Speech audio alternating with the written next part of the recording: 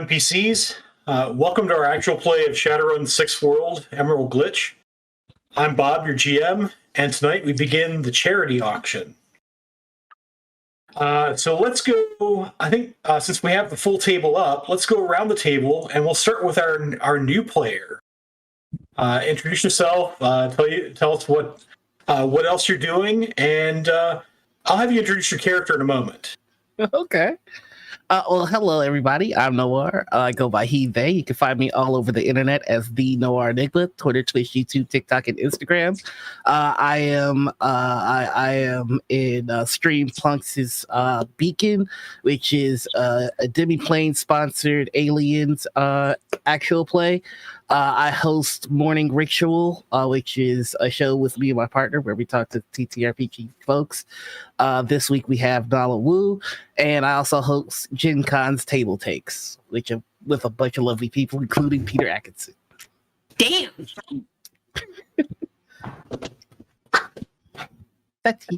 Welcome to the show.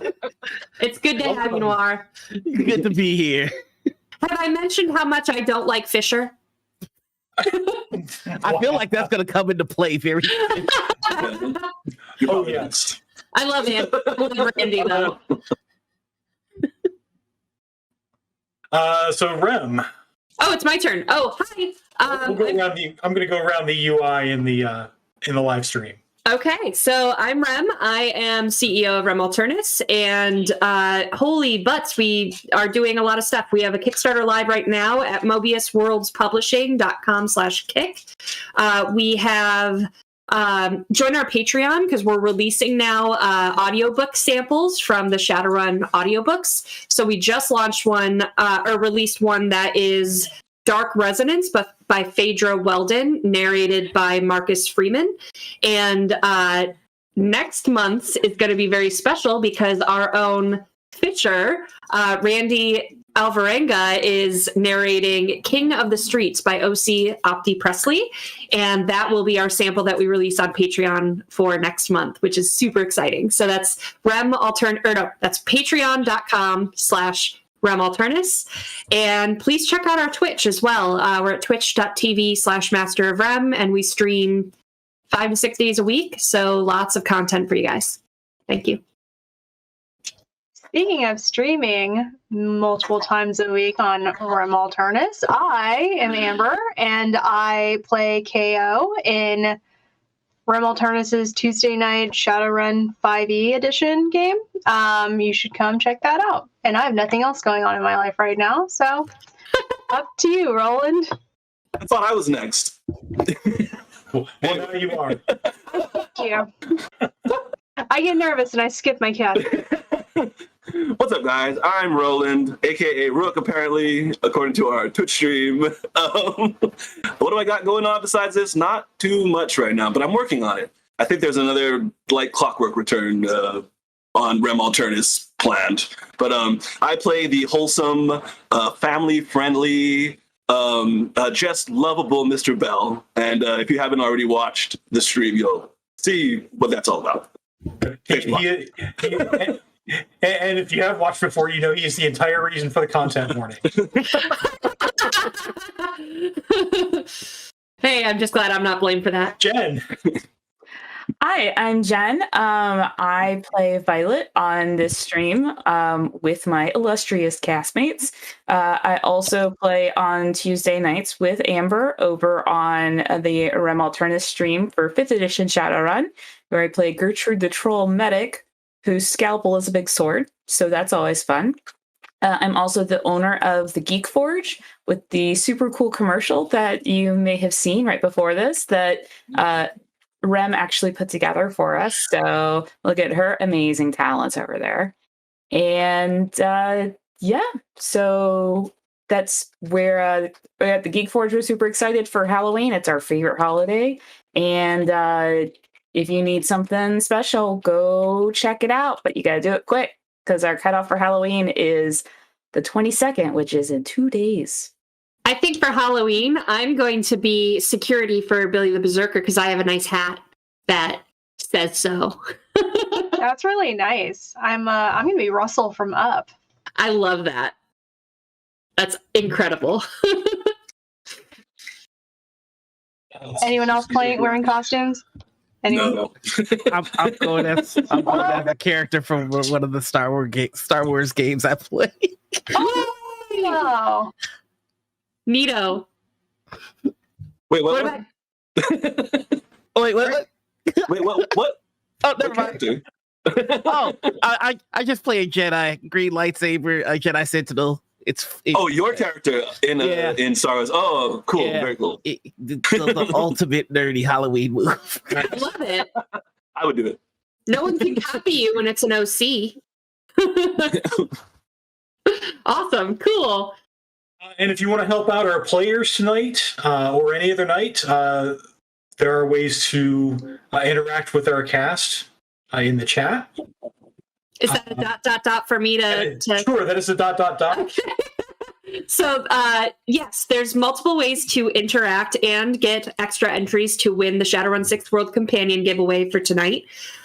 So channel points, let's talk about that first. So if you donate channel points that you get from watching the show over time, 500 channel points is NERPs, which is +3 dice to any roll. And you can give that by typing the name of the player of your choice, and we'll get that benefit and use it in the game. For 1,000 NERPs, or for 1,000 channel points, you can give 1 point of edge to the player of your choice. And for 2,500 channel points, you can give 4 points of edge to the player of your choice. So that's super exciting. You can also do bits. 100 bits is NERPs. 200 bits is a point of edge. 500 bits is 4 points of edge. And you get the same amount for every 100. You get an extra bonus entry of for the giveaway. And then subscribes. Subscribe is $5, and it gives you 7 extra entries to win. And you can give 4 edge to the player of your choice. So lots and lots and lots of ways to play and win and do cool stuff with us. Impact the game. Make us be really cool so we can defeat the evil Bob. That's me. You can't roll high. They really need some way to swing roll 20 that only wants to roll 3. So on that note, let's go ahead and get started. So we'll start with our newest runner. So our newest runner is Slick, who has been hired to hack the host at the Bellevue Arts Museum. Nor, why don't you introduce us to your character? Tell me about your character. All right, so Slick is a lanky elf, very he dresses like he saw the movie Hackers and was just like, that's my personality now. And he's not physically imposing in the slightest, but you can tell that any dollar that he gets goes to their tech, goes to their gear. They're one of those people that they're only charismatic when they're talking about a subject that they're passionate about or that they're knowledgeable about. Anything other than that, he tends to be a bit of a wallflower. Especially when they're on the job, they get kind of obsessed, and that ability to understand people goes out the window until the job is done. So, if you would catch them in the midst of this job that they're in, you would probably see rigorous note taking, but they're taking notes in their gear, so it's just kind of them spaced out doing one of these. Okay. So presumably you have a contact who hired you for this mission. Mm-hmm. Do you have a name and for that contact? What are they like? Yeah, we're gonna. The contact's name is Belfroy, and Slick always makes fun of Belfroy about his name. It's just like, what is that? It sounds like Old English, but it sounds like Old English gibberish. So Belfroy and him have a little bit of a love-hate relationship where Belfroy will kind of withhold information until the job is started. Nothing that will get Slick killed, but definitely things that make the job harder for him. Okay, and what do you know about Belfroy's job? Do they run a bar? Do they run? Are they like deep in the shadows, or do they run a tech store? So part-time bartender. For like, it's a bar that's next to a corporation, so it's where a lot of executives go to drink. And part-time security guard for that same corporation. So it's just like after he closes the building, he goes and serves the people that he just let out of the building. He's a hard worker with a real dumb name. So Belfroy has hired you to hack the host, basically to find out what the comings and goings are in the next week or so. If there's anything useful worth maybe putting together a heist for. Oh, okay. Yeah, I can do that. And so I'll ask a little bit. How do you want to go about this hack? Do you want to try from a distance? Do you want to go case the joint? Maybe go on the tour? I don't like to leave my van if I don't have to, so we're gonna do it remotely. Okay. Let's see. So yeah, it just kind of he might drive drive to the block and like park and do it that way, but it's still gonna be in the safety of his van. Yeah. Okay. So that definitely makes sense. You definitely want to be closer to the place, but yeah, if you don't want to leave your van, and that's fair. If you don't want to, maybe you don't want to go in with your cyber deck and try to hack the place. Yeah. It's kind of public after all. And so the van provides you a certain amount of privacy. Yeah, I don't have to put on pants. Okay. that could certainly be a thing. All right. I only put on pants when I'm guaranteed the money. Right now, this is preliminary work. No pants. Okay, so what I'll ask you to do then, so you're in the parking lot, and what I'll ask you to do is in your character sheet. Yep. So you found your character sheet. You should have down the left-hand side, there should be a skill list, and among those should be cracking. Got it right here. Yeah. And so normally the options you have. Oh, oops. Oh, no. We'll go with that. It's the same roll either way. It's just a matter of how you want to do it. So in Shadowrun, there are two ways to hack something. If you are kind of in a hurry and you want to just bust in and subtlety is not a thing you care about, you can do what's called a brute force hack. Oh. Most deckers are more subtle than that. And so you do the other option, which is called probe. You essentially find yourself a back door and use the back door to get in. It's a lot less noisy and a lot more safe for you. So with 3 hits, I need to roll to oppose that. It's going to be... Okay. So I see Roland nodding. Yes, it is roll 20. Roll 20 has given us both 3 successes. Am I gonna die? In Shadowrun 6, the tie goes to the acting character. Ooh, that's me, I think. That is you. You're the one doing the action, so a tie wins for you. Heck yeah.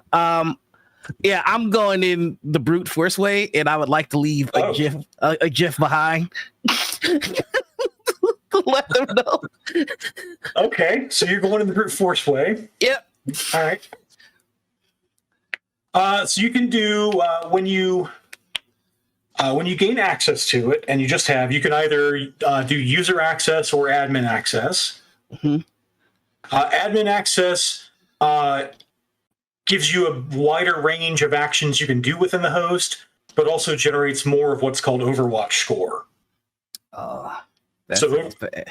Yeah, so everything in the Matrix is monitored in the Sixth World by an organization called the Grid Overwatch Division, or GOD. Oh. And so they monitor for strange things happening in Matrix, and your actions are one of those strange things. So what happens is you generate something called Overwatch score. So every hit that I roll to oppose your illegal action generates a point of Overwatch score. And you also generate Overwatch score every turn, depending on the amount of access you have. When you hit 40, bad things happen.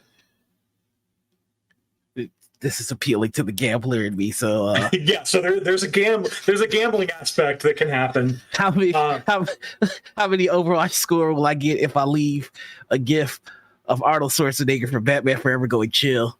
Because that's gonna happen. You can definitely leave your calling card. Okay. Now, as with all calling cards, I'm sure you know, if too many of these calling cards pop up and they track it to you, then, well, all of a sudden you've done all this stuff. But the key to that is not get caught. I like the way you think. We're going to admin access. Going to admin access, okay. Let's see. So I believe that is 3 per round. So your current Overwatch score is 6. Normally, you don't necessarily get to know what your Overwatch score is. Okay. But there's a program that deckers can run on their cyber decks that's called Baby Monitor, and it tells you what the Overwatch score is at any given time. Got you. And I think this is +3 per round. So your current Overwatch score is 6. I'll just try to remember to keep typing that in the Roll20 chat as the hack goes on. Cool. But yes, you've granted yourself admin access, and your next action is basically going to be a matrix perception test, which is you're going to go down to the electronic skill. Oh, okay. And make sure the attribute is intuition. Gotcha. Yeah. Oh, nice. Okay, so this is an unopposed roll, and it's not an illegal action to just look around. So you'll not generate. The only Overwatch score you'll generate is the +3 per round from your admin access. That keeps building. Incidentally, you do have the analytical mind quality. Yeah. And what that does, the first roll you did to actually hack the host was a logic test. And whenever you roll a logic test, you get a point of edge. Yeah. So your current edge, so if you scroll up, it's the, under attributes, it's the last attribute. It's 4. So now you have 5 edge. And edge can do a whole bunch of things.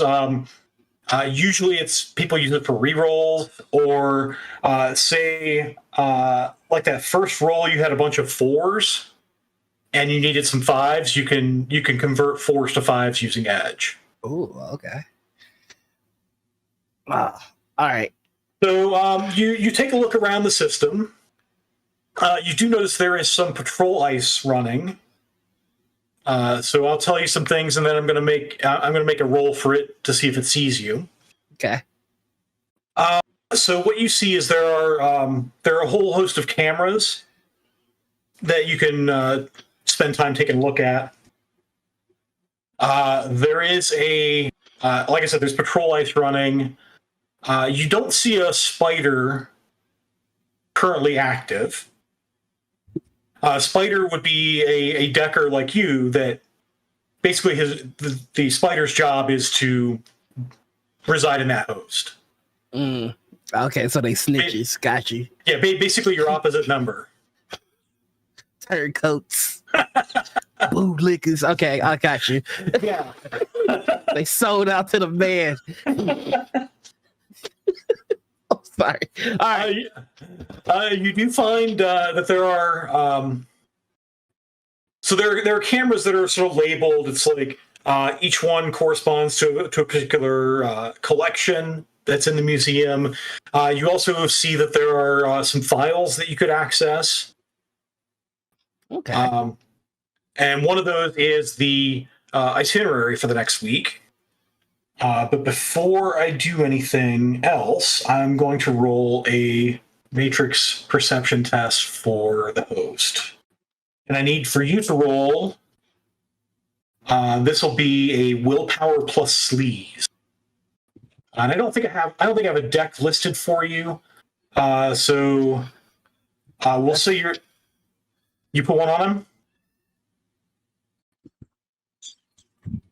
Thank you, Tom. So attack 7, sleaze 6. So you're rolling willpower is 5, so you're rolling 11 dice. Okay, so willpower. I'm trying to find my sleeves. It'll be under so at the very top there are a bunch of tabs going across. It'll be under matrix. Okay, let me see if I can find that. 1 second here. Oh, I see it. There we go. And I think if you just click sleaze. Yeah, I'm gonna just keep it sleazy. All right, it's willpower. All right, gotcha. Boom. Oh no!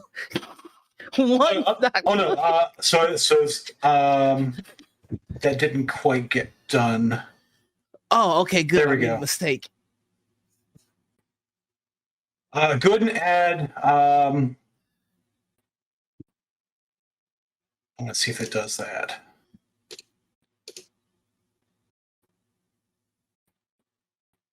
It still didn't do. There we go.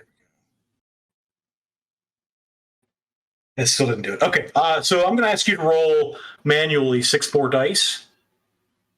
And the way you do that is /roll. 6d6 greater than 5. Yeah. Perfect. And so you've got a total of 4 successes.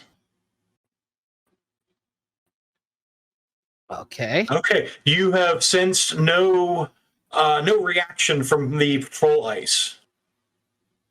And so now you may continue doing things. All right. So of course you got to get the security guards of the security schedule. That's your first. Okay. Yeah. That's Heist 101. Okay. I've watched a lot of Ocean's movies. Yeah, so you pulled out a copy of essentially the guard rotation. Yeah. Good. And what you find is the guard rotation looks like it's a total of 8 people on security staff at any given time. And they rotate out every 8 hours. Okay. And they're contracted by Lone Star, which runs a lot of the law enforcement in Seattle. They're privatized corporate police force. ACAB. All right, so let's see. What's next? I'm really just spent a lot of time in here. Almost forgot about that whole Overwatch thing. Yeah, so I have the Overwatch score there. You currently have a 12 Overwatch score. Okay, that's not so bad. This is why I can't ever go to Vegas because I'll let it ride, baby. All right. I'm trying to steal from this place. I got the guard schedule, camera locations. I should probably know those. So let's go ahead and grab the security infrastructure plans. Okay, so you can do that. You kind of got to look at that when you first logged in. Oh, dope. And then, go ahead. I'm the administrator. I want all the passwords. So it doesn't quite work like that. Oh, okay. I'll use my real life experience. but the back door that you've created for yourself. Oh no, you did a brute force hack. There's no back door. I tornado kicked the door down. Yeah. So time is running out. Yeah. You do see the file that you're looking for, which is essentially the museum schedule for the next week. Okay. So you can download that. Will do. And I'll go ahead so I'm going to ask you to make so this will be an edit file test, which is it's a blanket action for anything you want to do with a file. Okay. So in this case, you're making a copy of it. So this will be an electronics test. Yep. And am I add intuition again? It's electronics plus logic, actually. Okay, I think I'm good at that. Yes, I am. So you'll switch the attribute to logic. Yeah. Nice, and you get an extra point of edge. Let's see.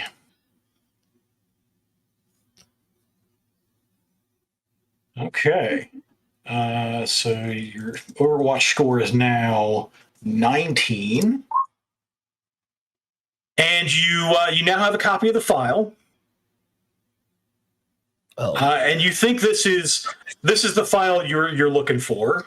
Okay, so it's probably time to make my grand exit. Yeah. So I'll let you do another edit file action to leave your calling card. Yeah, it's Arnold. Oh, everybody chill. No. Wait, I have that extra edge, right? I think now's a good time to use. You do have a bunch of edge. So in fact, you have a couple of 4s, and it costs 2 edge to convert a single 4 to a 5. Good Lord! All right, yeah, we're gonna do that though. But that'll give you the success you need. Yep, I need to get out of here, and I need to leave Arnold Schwarzenegger doing ice puns.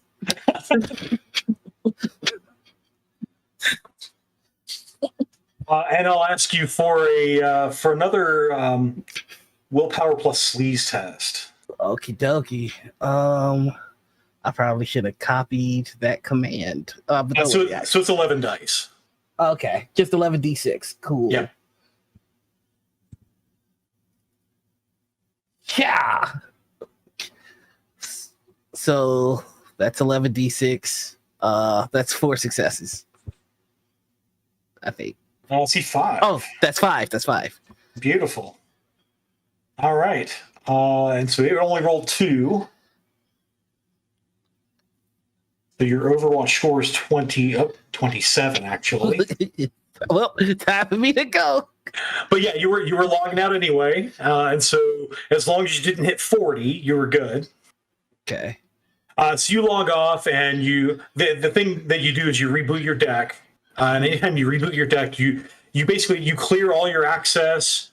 You also clear your Overwatch score. My cookies, my Overwatch score. Yeah. And I'm just in my van vibing to Avril Lavigne, knowing that I've done a crime. Clear browser history.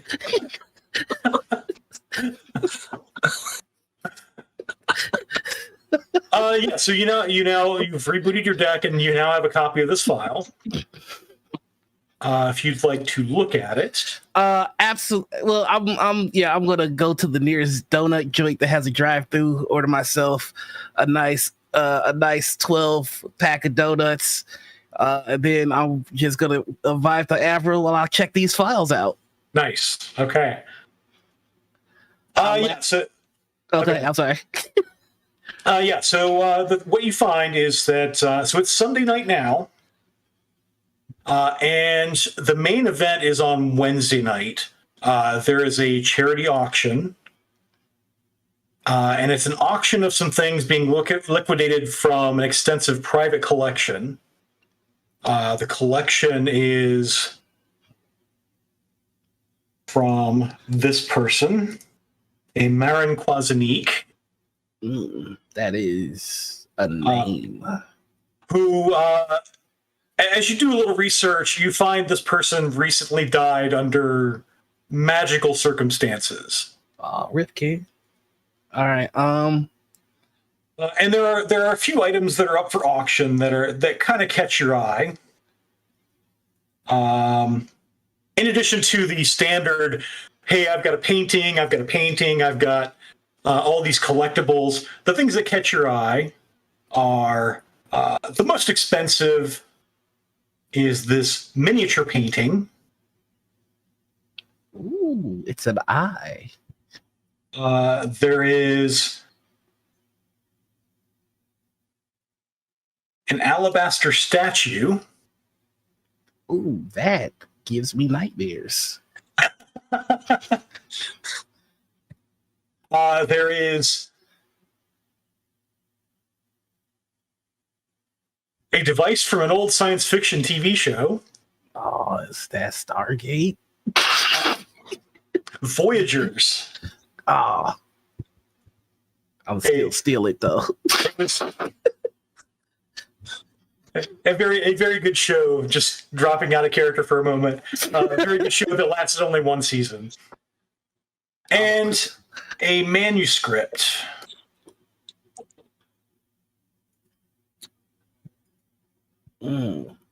I don't know what language that's in, but I think it's valuable, and I also intend to steal that as well. And the description says Icelandic. Okay. When they say I'm going to steal that, like they go back to the picture of the eye and they like laugh at themselves, and then they look and see that there's nobody in the van to appreciate the humor, and then it's just an awkward moment. I recorded that for later. All right. So with that successful hack, we will leave you to leave Slick to their donuts. Yeah, now we rocking Christina Aguilera. All right. And meanwhile, we will go over to Curie.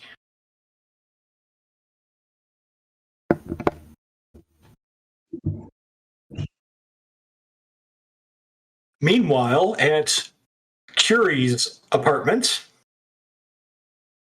describe your apartment.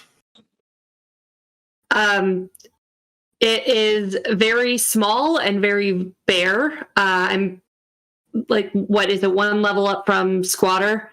You had a low lifestyle, as I recall. Low, yeah. So I've been making good new yen, but everywhere is temporary for Curie. She's on the run, so she needs to leave at a moment's notice, and she's saving up more for things that matter rather than like things to help her survive running, in more ways than one running, while also being able to leave quickly. So stuff isn't her thing. So she's got like a used sofa that was like on a street waiting for garbage pickup that she like took and sleeps on. She has like enough soy product in the kitchen to get her by when she needs something. But other than that, everything's pretty much in her lab coat, on her person, in a satchel that she wears under her lab coat, and it's very Spartan. Okay.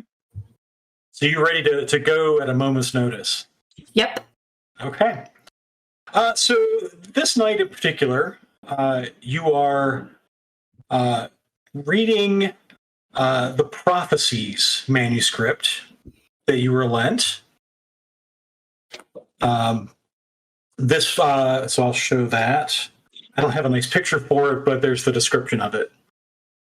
As you refer to it as an ancient puzzle book. Mm-hmm. So you are reading that, it's late enough that the words are starting to run together. Your eyes are getting sort of bleary. Your mind wanders a bit. And at that moment, you feel movement under the couch, or like under the couch cushion. I leap up, cast Increase Reflexes. So at that moment, as you leap up, this green viney tendril whips up and grabs you by the throat. And you look down as the book hits the floor, and it's not a book anymore.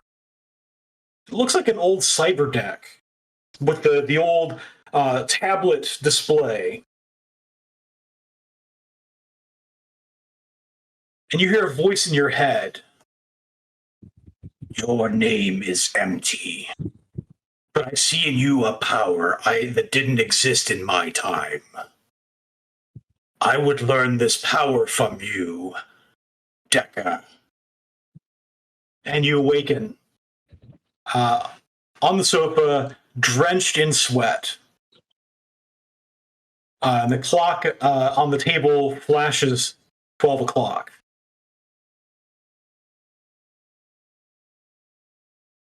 Just then, the air conditioning kicks in with a whir, and you realize the power's been out for a while.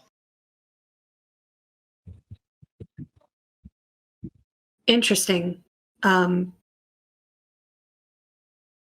thing I'm not a Deca.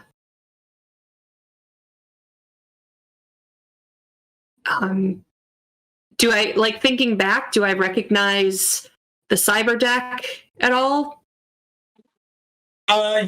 So thinking back on it, you don't recognize the cyber deck. Although it's old enough that it might be maybe a generation ahead of what Phisher's deck was. Because you remember Phisher had that retro old school keyboard that he slung across his back. I think to myself, And as your memory sort of, as you remember the stuff on the tablet display, it's just a bunch of stuff that you can't read. And it strikes you, it's almost like what happens when you try to look at something like this from astral space.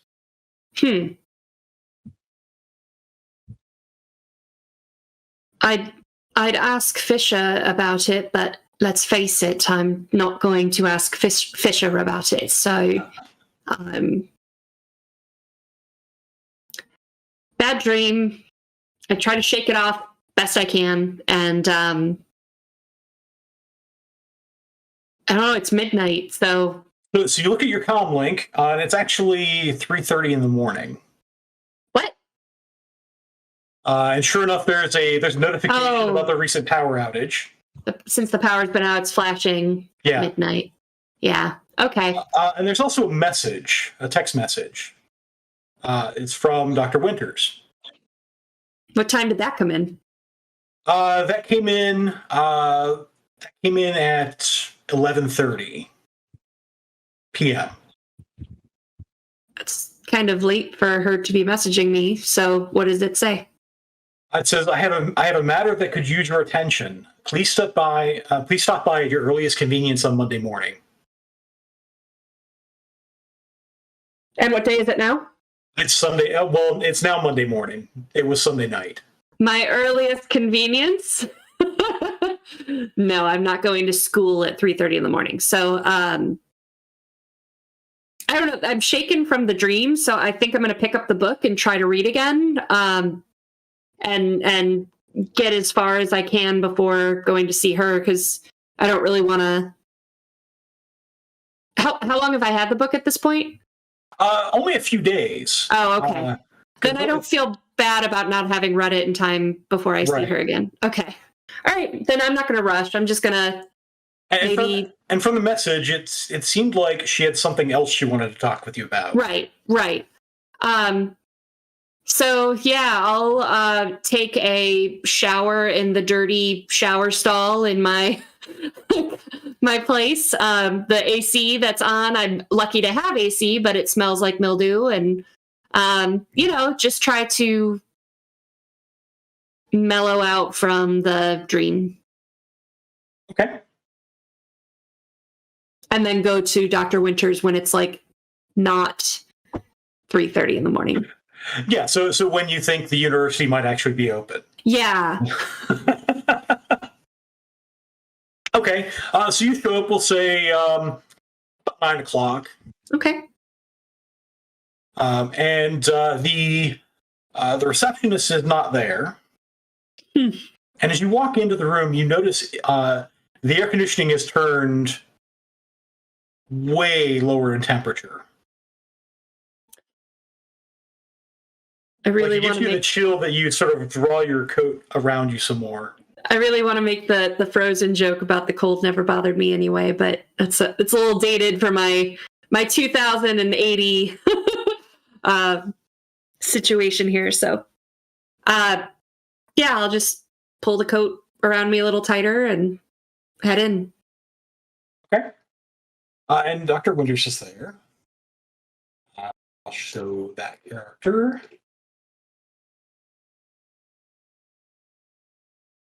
Good to see you. You as well? Please close the door. To keep the Have a cold seat. out, right? And she kind of You notice it's actually colder in here. Oh, geez. All right. Well, I close the door and sit down. Fold my arms because I'm freezing.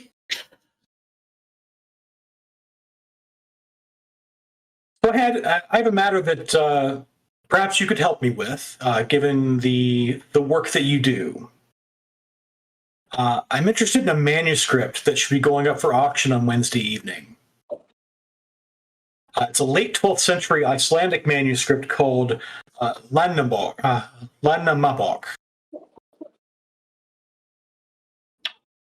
Where? It is at the Bellevue Art Museum. Do you want it stolen before the auction? Or during? Or from whoever claims it? Well, as one option, I'm willing to pay for it to a certain extent, but I also want you and your team there to see who else is interested in it. Anyone who bids on it, anyone whose gaze lingers too longingly on it. Wait, so you want me to go to a legitimate auction and legitimately bid on an artifact? Let me put it this way. And she pulls a small case out of her drawer, and you recognize it immediately as a case that people usually carry cred sticks in.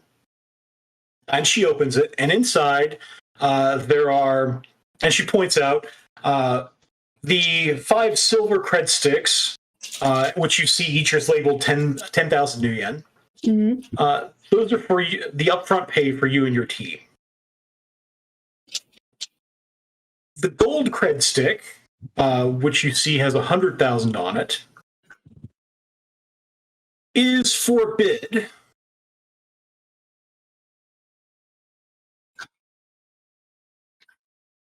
Or if it should fall into your hands by other means, I'll consider that part of your payment as well. You don't think that it'll auction for more than 100,000? The opening bid is expected to be 53,000 new yen. I expect 100,000 to be about the right price. All right. Interesting. And I'm using cred sticks and going through intermediaries because I don't want my name mentioned. You got it. And so you want to know who is interested, who is bidding, anything else? I think that covers it. All right. I had another question. What was it? So can't be stolen before the auction because it's got to be auctioned. Oh, out of curiosity's sake only, what is this document? It's an Icelandic manuscript, and she pulls up a. I'll put some extra notes into this entry during the break, but there's the. She pulls up essentially the museum entry, and she adds to that the Landama, as it's often shortened, translates to Book of Settlements. It's a medieval Icelandic work. It really it describes the settlers who moved there since Iceland was colonized by the Norse in the 9th and 10th centuries. This particular copy might be the oldest copy that still exists. There would have been others that have not survived through the ages. But if this one has survived, I'm curious to see if it has a unique chapter in it. I feel like this is about to dance into the arcane. It's widely regarded as fantastical. And so most people who made copies of it omitted the chapter. Interesting.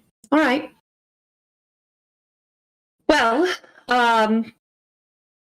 is there any chance of heightened security around this? Is there any chance of another Shadowrunner team trying to intercept it? Well, it is probably the lowest priced item in the auction, but it is a fairly serious auction from a rather large private collection. I see. All right, so probably as the lower end, not in high demand. That is my hope. All right. All right. If you think of anything else, let me know. I've heard also, and you might contact this person about it. There's been some interest, and I think a bit of reconnaissance has been done. You might contact this number, and she slides over a comm code. So this person knows more about the manuscript. I think this person knows more about the comings and goings in the museum. Helps for the legwork, I suppose. All right. Anything else? I think that'll do it. I'll give her a nod, and as I go to leave, is there a reason the office is so cold today?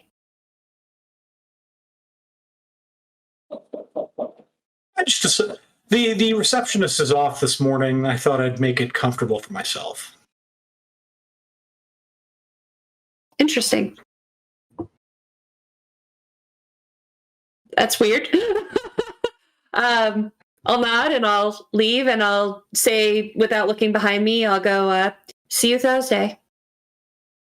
I look forward to it. Good luck in your quest. Violet. I'm going to message Violet first. Okay. So at this point, we've reached the 9 o'clock hour. Oh, wow. That went fast. So that first hour went fast. And so we will take our first 5-minute break. And welcome back. We've had Curie just get hired for a job. And she's just leaving the office and immediately is calling Violet. Calling Violet. And a Violet will answer. What? Hello, Miss Curie. I didn't expect to hear from you this early in the morning. We have a job. Small talk. Well, all right then. What do you need me to do?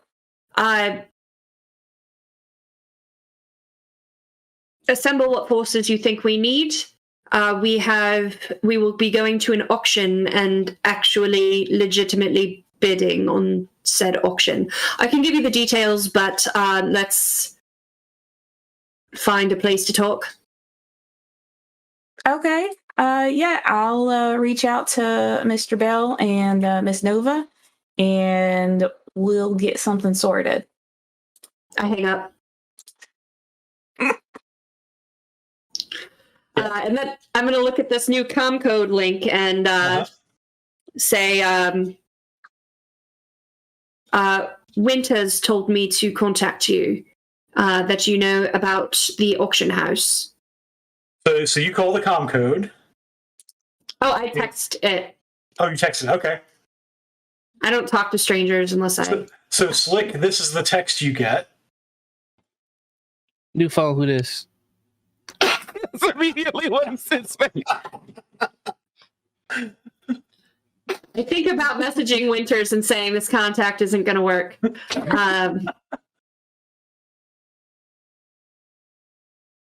Do you know Winters?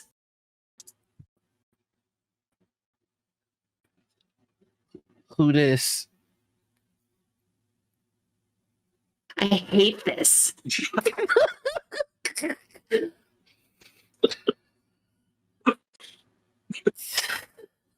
Want a job? Answer the questions. ...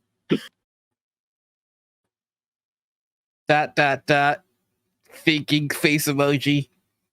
I'm good. Wow. I text Winters and tell him and just screenshot the conversation and say, you want to try?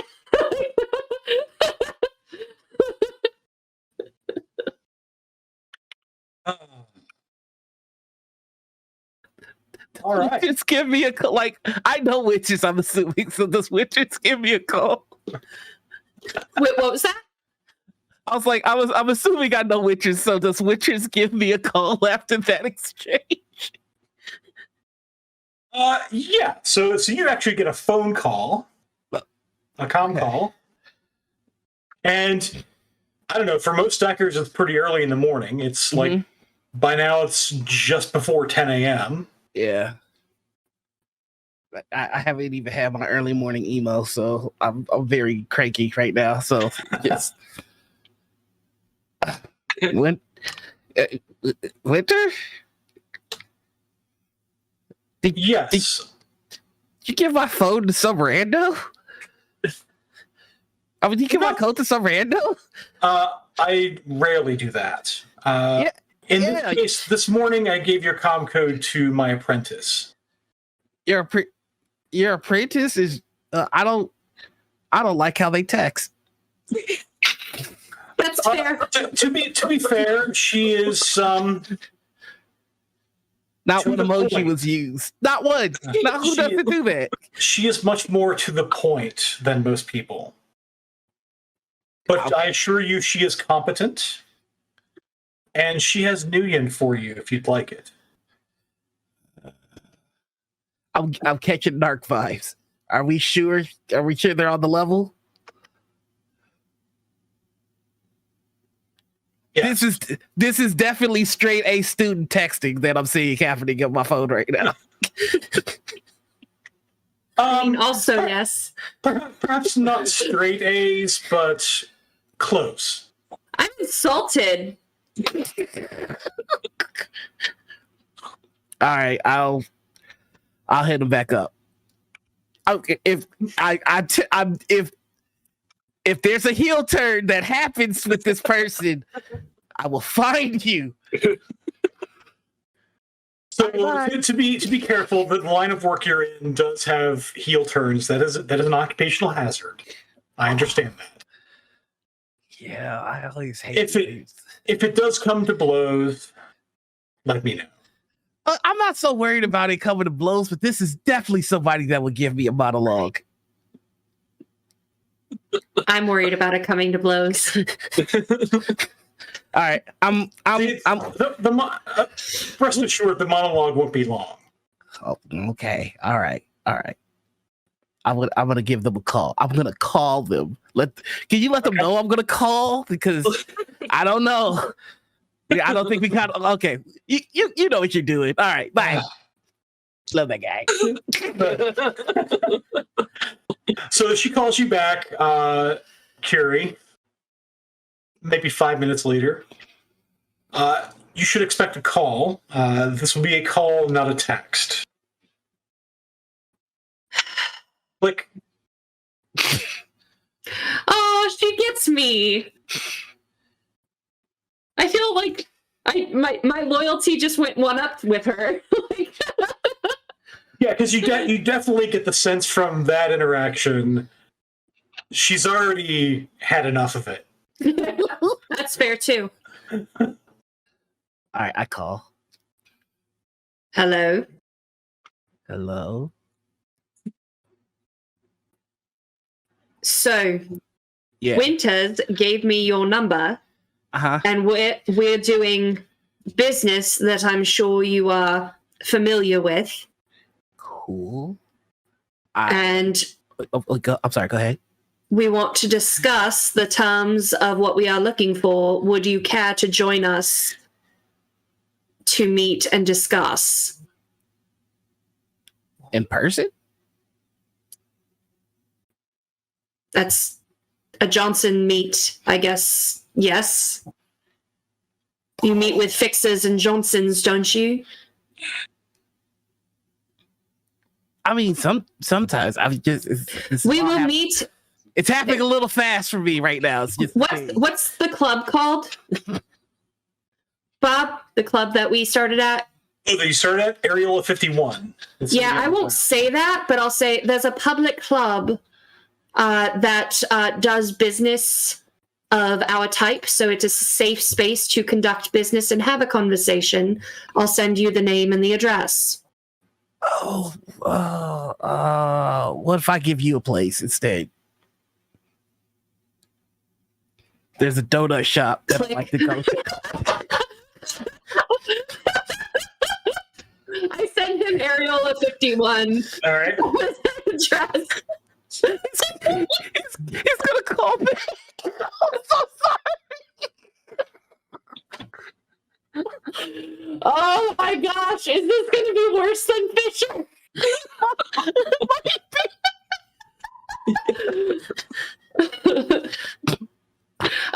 So your phone rings again. I am already texting Violet that we're gonna meet at the club, and I'll say 8 p.m. And then I'm gonna ignore call and say 8 p.m. Can I leave a voicemail? Sure can. Hey, we never traded names, but I think your deck is broken. The line cut off. All right, so the donut shop is on the corner of 60. They've got really good jelly donuts, cherry and grape. So I'll see you there at 6. Cool. So you hang up. Curie, you do get the voicemail, and it plays automatically. Okay, I listened to it. Okay. I was gonna listen to it. I'm not that stubborn, just half that stubborn. Oh man, we've gotten from awkward car rides to awkward phone calls. Haven't even made it to the van yet. Jeez.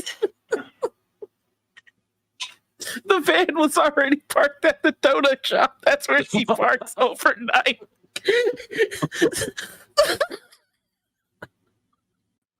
I love this. This hurts me. I'm gonna text Violet. Are you home? She text back, yup.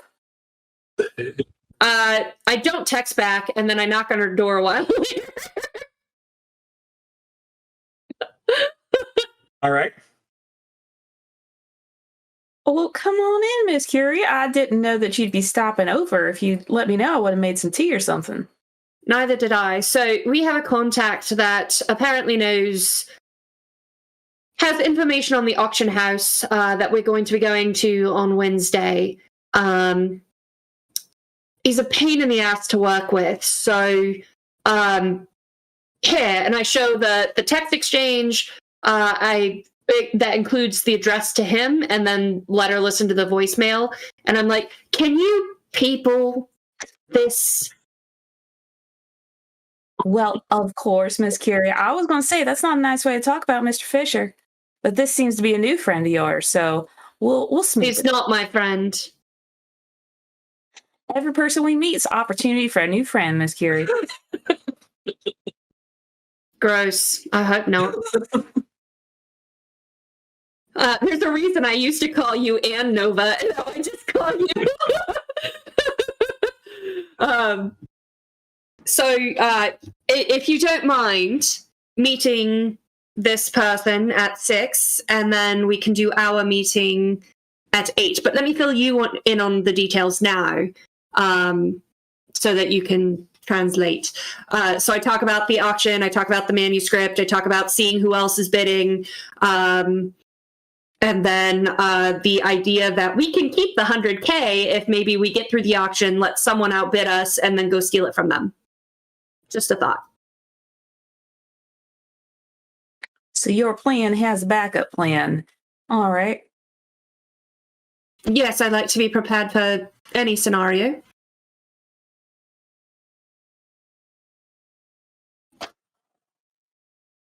And we are looking to obtain the physical copy of this manuscript. Correct. Apparently, it's a rare copy that has extra chapters, a extra chapter than other copies that were made. Regardless, it's a lower price item, so hopefully we shouldn't run into too much interference or competition. I wonder if one of the things you or we can ask when we are all together is, I wonder if there's a sign-up list of who's going to be there at the auction, because then we can maybe research the people involved and see who our potential targets might be. Get a leg up on, even if the attack doesn't end up happening at the auction house, we might be able to narrow down who our targets might be and where they live, or what the transit might be. We do good with car auto interceptions. Now, are we meeting with a Johnson, or are you acting as the Johnson for this?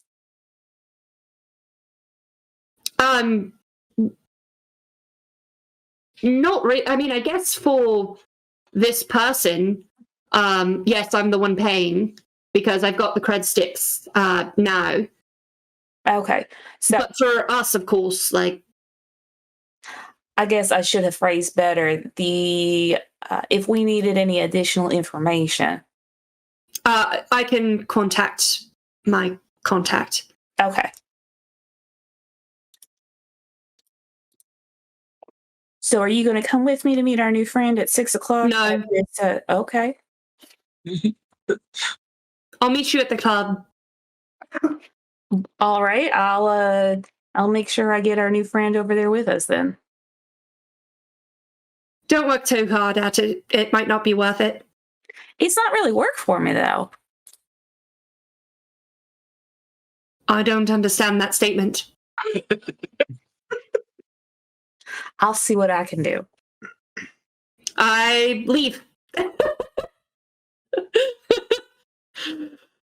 Oh, gosh.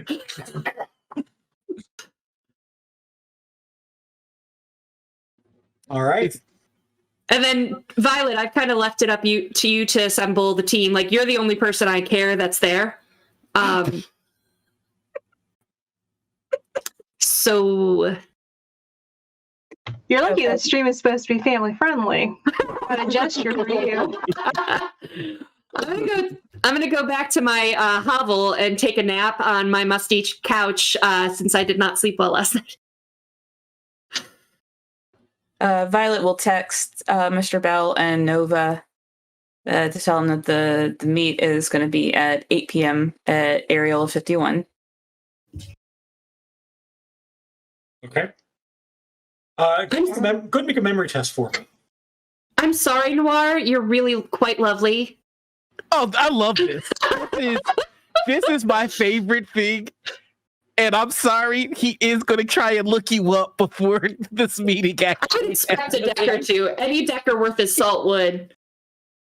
So you do remember, as you're about to hit send on that text to Mr. Bell, you remember that he handed you that card last time and said there's a specific procedure. Yeah, so Violet goes digging through. She's got like a cup that's full of random things. There's some string in there. There's a couple of different cards. There is like a sticker that's still on the backing of the paper because it's a good sticker. You don't want to stick it on anything. To find the little card that Mr. Bell gave her. Okay, so it's a fairly big card. It's like a 5x7 sheet of cardstock. And so as you go digging for it, you don't have to look very hard. It's just it's sticking up out of your dish. And it is it's handwritten calligraphy that basically says it's the menu of services, but the preamble is to call the number and request Bell assistance. She looks at it for a minute because who writes in cursive anymore? And deciphers the number and the words, and we'll send the text to Nova first about the meeting, and then we'll call for Bell service. Okay. So you send the text to Nova, and then you call the number on the Green Mansion card. Mr. Bell, your phone rings. Hello? I'm calling for Mr. Bell for Bell service. You hear a sigh. Then there's a click. Perfect Day by Lou Reed starts to play in the phone. When it gets to the third verse of the song, there's another click. Thank you for calling Green Mansion. This is Mr. Bell. How may I be of assistance? Mr. Bell, this is Violet. I was giving you a call. I'm looking for Bell service for and I go down the list to find the one of the. I didn't send it to you. So sorry. Yeah, no, that's fine. Yeah, I didn't send it to you either. Not important. Yeah. The Hast one. It's a reservation and a bag delivery. Yeah. It's basically what the job is. For a reservation and bag delivery. Is that something that you are available for? Absolutely. Has a price been discussed? Not exactly. We do have some resources available, but we have not gotten to that point. There will be compensation, I am sure. One moment. Let me run you through the concierge. Click. And then you get transferred to the concierge for a negotiation. It's because I didn't talk to Curie about money at all, did I? Like, you didn't bring it up? No. I think she mentioned I don't know, did she mention the 100,000? I mentioned the extra 100K that could come in, but I didn't mention the 10Ks. Right. So the phone picks up. Thank you for calling the Green Mansion. This is the concierge. How may I be of assistance?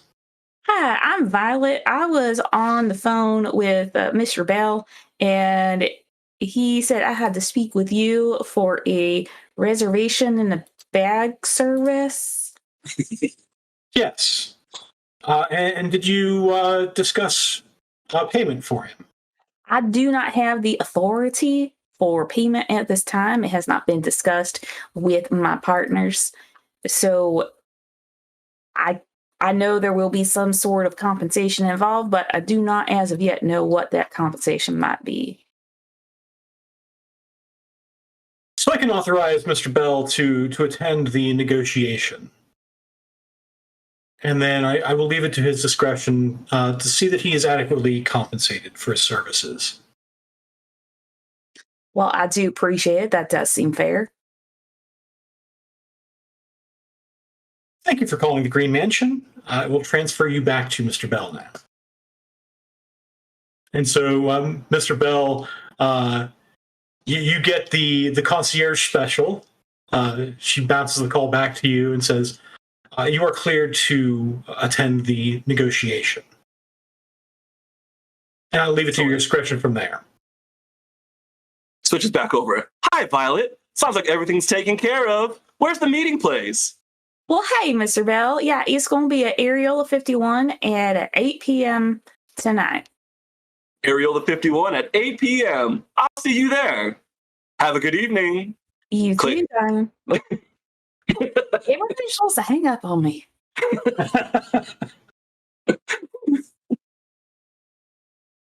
And Nova, do you text back?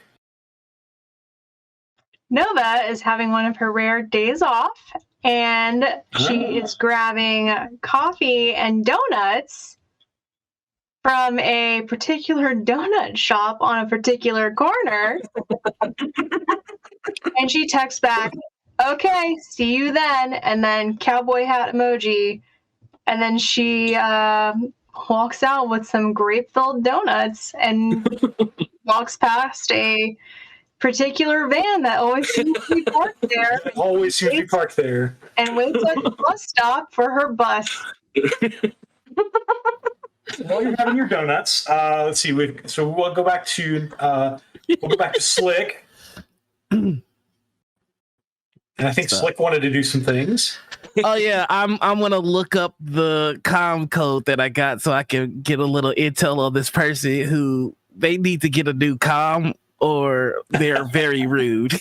I can't tell which one just yet. All right. I'm leaning on rude though. So let's go ahead and make a matrix search test. Okay. So electronics plus intuition. Electronics plus intuition. I can do that. Yeah.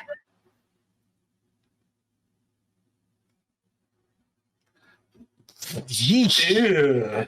Gross. So let's go into some of your edge options again. Mm-hmm. So things that you can do with edge. I mentioned before you can spend two edge to make a 4 into a 5. Mm-hmm. You can also reroll 1 failure per edge, or you can spend 4 edge to reroll all of your failures.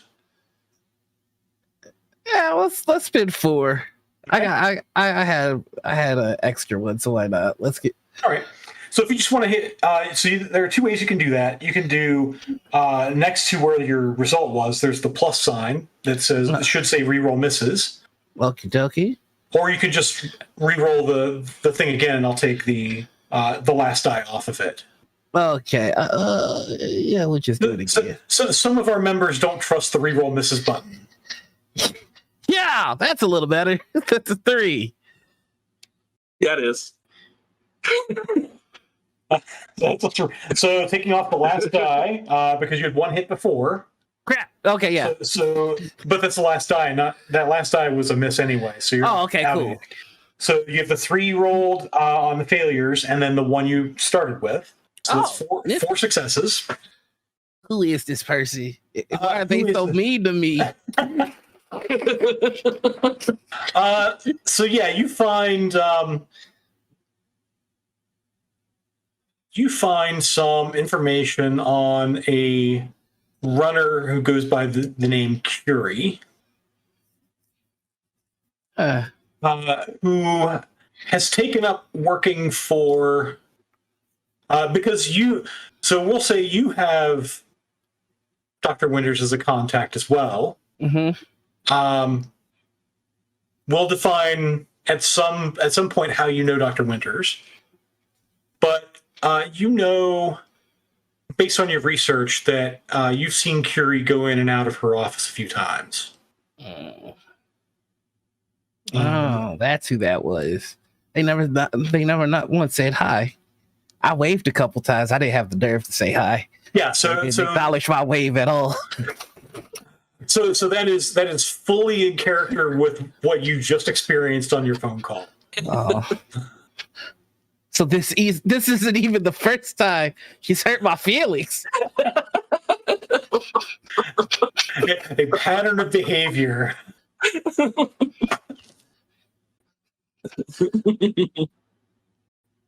But you get the sense from the fragments of information you pull off from the Matrix. She is on the run from something. You can't tell what. But she also has quite a bit of power as a magician.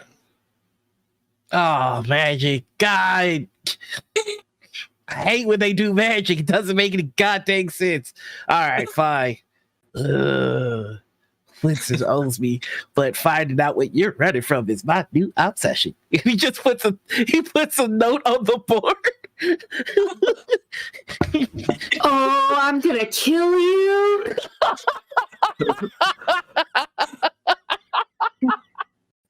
I'm gonna find out who you running from, and I'm gonna give them $1 or 1 credit. Not enough to actually bankroll stopping you, but it's the principle of the thing. I apologize now for the pain I will inflict.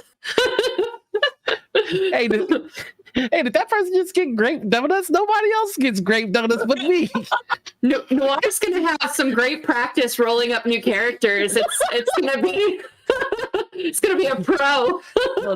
Well, now your mysterious backstory enemy is getting 2 credits. So convenient, either conveniently or inconveniently enough, depending on how you want to look at it. Mm-hmm. There's also some fragments of information out there that the woman who is sitting at the bus stop in front of the donut shop is someone who has worked with her in the past. And goes by the street name Nova. Oh, I thought I found a donut buddy, but it's a narc spy. All right, how do I play this? I better put on the pants. Just wait till we meet. So you ever see those people that live in their vans, the van dwellers? That's what this is essentially. So he's going and he puts on his pants. He's gonna open the door and he's gonna walk towards the bus stop, which makes no sense. It's gonna sit. And to be fair, this is a large van. This is I believe this is a Roadmaster, right? Yep. Aries Roadmaster. So this is a fairly large van. Hey, I don't like to brag, but I do okay. I'm gonna go to the bus stop and just So this guy wanders up to the bus stop. I scoot over and make room. Oh, thank you. That's very nice. Oh, is that a grape-filled jelly donut? I flip open the box, and it's clear that she bought like a dozen because she got the big box, but there's only like 5 donuts left at this point. Yeah, I got grape and some cherry. You want one? I mean, I probably shouldn't. It's I mean, okay. Oh.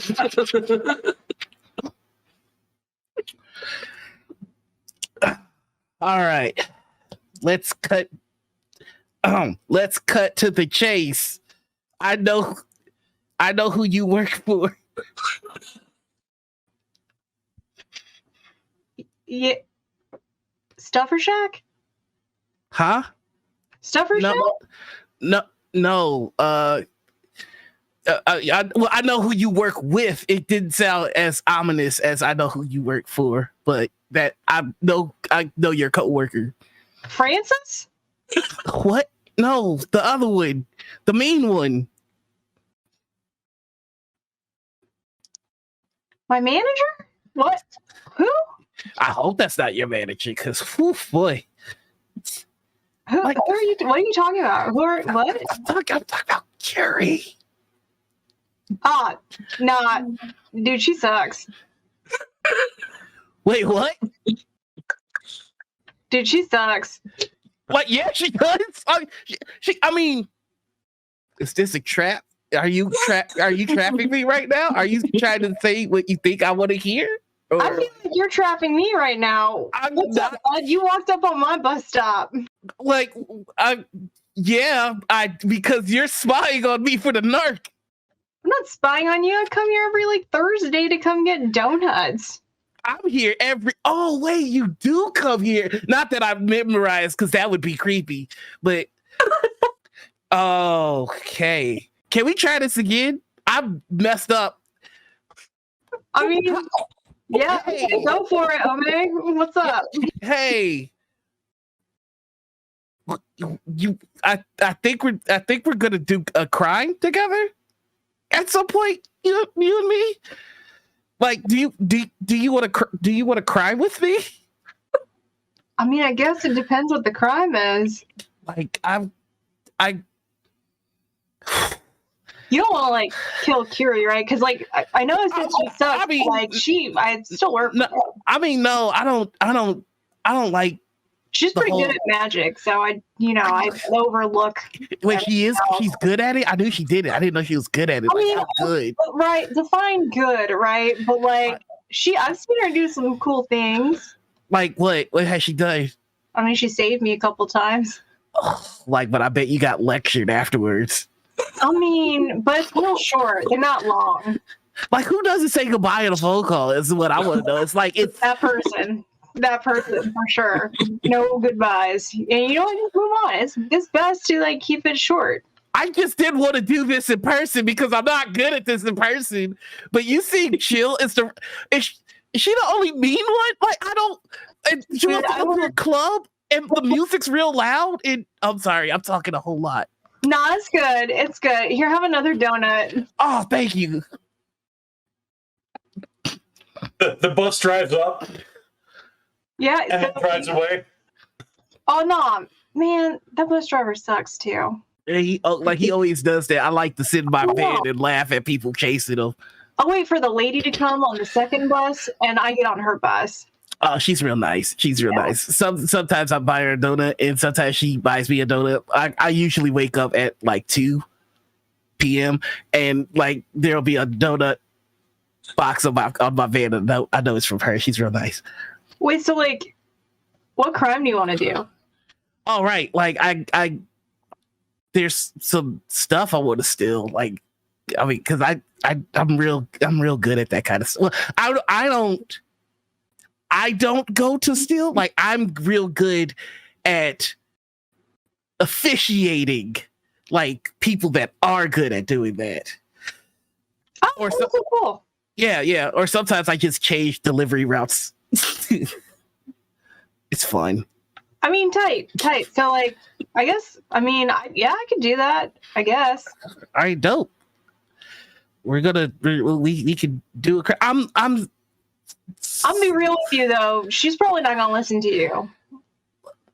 Well, can she hack or crack? I didn't think so. So at some point, she's got to listen to me, right? Like if I say go in, she's not going to like not go in because I said it, right? Is she that petty? I mean, yeah. Oh, It's man. fine. We'll be okay. See, you're so sweet, but when you bring her up, I'm like I really want to do a portrayal. Not gonna, but like I'm thinking about it. Nah, it's cool. The rest of us we'll be all right. I mean, I've done a lot of jobs there so far, and I'm still alive, so that's cool. All right, like, well, I'm slick, by the way. It's because I'm still real good. I'm slick. Well, cool. I'm Nova. My manager wrote my name down on my badge one time, and it's just I went with it. Is Nova not your name? I mean, is Slick your name? I mean, my government name is really kind of embarrassing.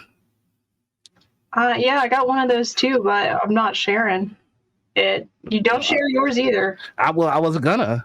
Okay, cool. All right, well, cool. We got a lot in common. All right, well, are you into this meeting at 8 then at this club? I mean, it's allowed, but like you can put earbuds in and stuff and kind I of. thought I said the meeting was at 6 at the donut place. Ooh. Is this a power move? Is she doing the power move right now?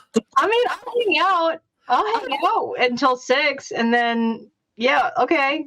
And then you're gonna go to the place at 8 because she told you to. You gotta start taking a stand for yourself, Nova. I wasn't told anything about a 6 o'clock. I was only told 8. So she didn't even tell people, but I left a nice message. Nah, I told you she's petty. I'm gonna call her again. Using me as a fainting couch, and I said no more of that. And then ever since then, she just doesn't call me. And Like she was fainting on you? What kind of person is this? no, when she does that magic stuff, she's got to leave her body sometimes, and then her body just kind of falls down wherever it is. And I think I've seen that once. It's weird. yeah, Like I had a friend that did that, drilled nonstop, messed up like 2 of my pants. that's weird, man. Is she not answering me? Oh my god, this is ruinous. Oh, wow. I'm gonna leave a message. Excuse me, I'm happy to be here with one of your coworkers, and they told me you didn't even tell them that the meeting was at 6 on 63rd Street at Pete's Donuts. And you know what? I don't know what kind of power move you're playing at here, lady, but I'm not accepting it. I get migraines real easy, and I don't want to go to a club. I'm trying not to drink, and I think they'll probably have them there. How dare you? You're going to meet me here at this donut place at 6, because I'm not moving a muscle at 8 o'clock. I'm going to bed. That's a real early bedtime. Well, I sleep 8 to 2. Is that you need 8 hours of sleep, and I'm an overachiever sometimes. Oh, okay, cool. It's all this. It takes a lot out of you. So like, okay, who else is on the team? There's this real cool lady. Her name's Violet. She's a performer. Okay, look like Voice of an angel. Oh, okay. Yeah, she's like a little country angel star. I mean, There was this guy Phisher. He's cool. I liked him a lot. I played a lot of video games. Haven't heard from him in a while. I don't know. Then we got Mr. Bell. He's odd, but I think he's a good egg. Maybe. does he think that you say the Mr. part every time you talk to him? I mean, that's his name. Why should I disrespect him, right? I mean, I guess. I mean, no. I mean, to each their own. Like, you know, Slick is a little weird to some, I guess. Mr. Val to others. So you got a country singer, a video game player, a magician, and a Mr. Val. I mean, he's pretty scary. I don't know. You should like not have your back to too long. how many people do I have to protect myself from in this group? I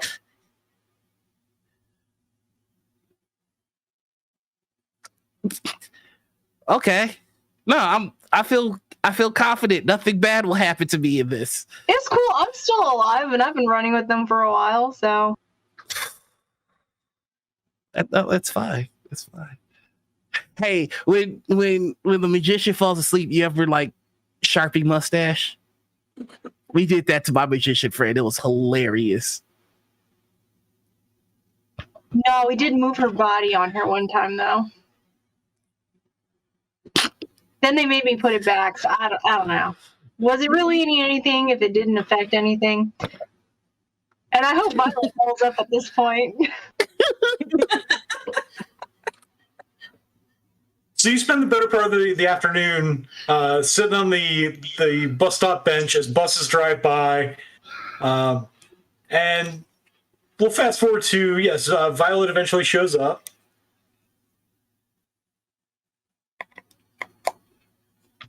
At this point, I've purchased a new dozen of donuts, and like we are now snacking on that too. Sorry, my headphones went dead for a second. I assume, Curie, did you give me any sort of indication about like who this person is that I'm supposed to be meeting, or anything? Nope.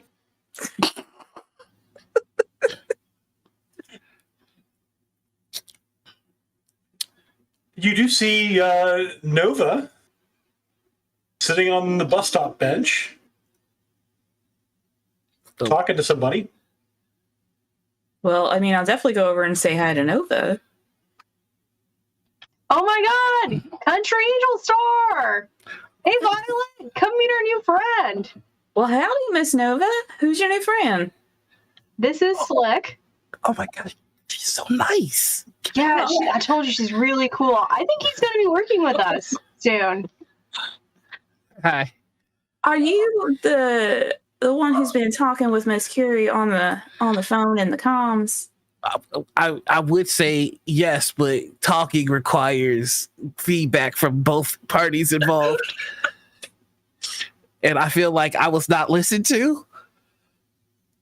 Well, I am sorry that she made you feel that way. She is a little rough around the edges, you might say, but she's a real sweetheart on the inside. You just got to give her a chance. And behind Violet, you just see Nova going. Okay. No, it's. I'm excited to work with all of you in the thing that we're doing. I should probably at some point ask the details of what you all want to do, because I like to go hog wild, as I describe it in my endeavors. And I mean, I don't know how you guys do things, but I have things that have to be done when I do a thing. I like to leave little trinkets behind and stuff. I do love that enthusiasm. You keep that up. That's a real nice quality to have. Thank you. So we are planning. So I was supposed to come meet you to convince you to come work with us, and then bring you with me to this meeting at the club. No, I am not going to the club. This is a power trip, and I refuse to respect. I'm sorry. I don't mean to yell at you. There's perfectly good donuts and OJ at Pete's Donut Factory, and I'm already parked there, and I got a good parking spot, the one right next to the door. Well, I mean, the bus goes right through it. It's not fancy club or anything. I perform there sometimes, usually during the lunchtime. Is the music loud? I mean, it can be, but the manager can give us a room so we can talk quiet. We're not going to talk business in the middle of the floor. Then everybody can listen in. I mean, you two seem sweet. I don't know, like, I don't know the layout of the place, and I don't trust Curie. And like, if things go wrong, I could die. Well, I mean, that is a valid point. I do think that if anything in life in general goes wrong, we could die, though. Yeah, that's why I like the internet. Because I do, though, don't it?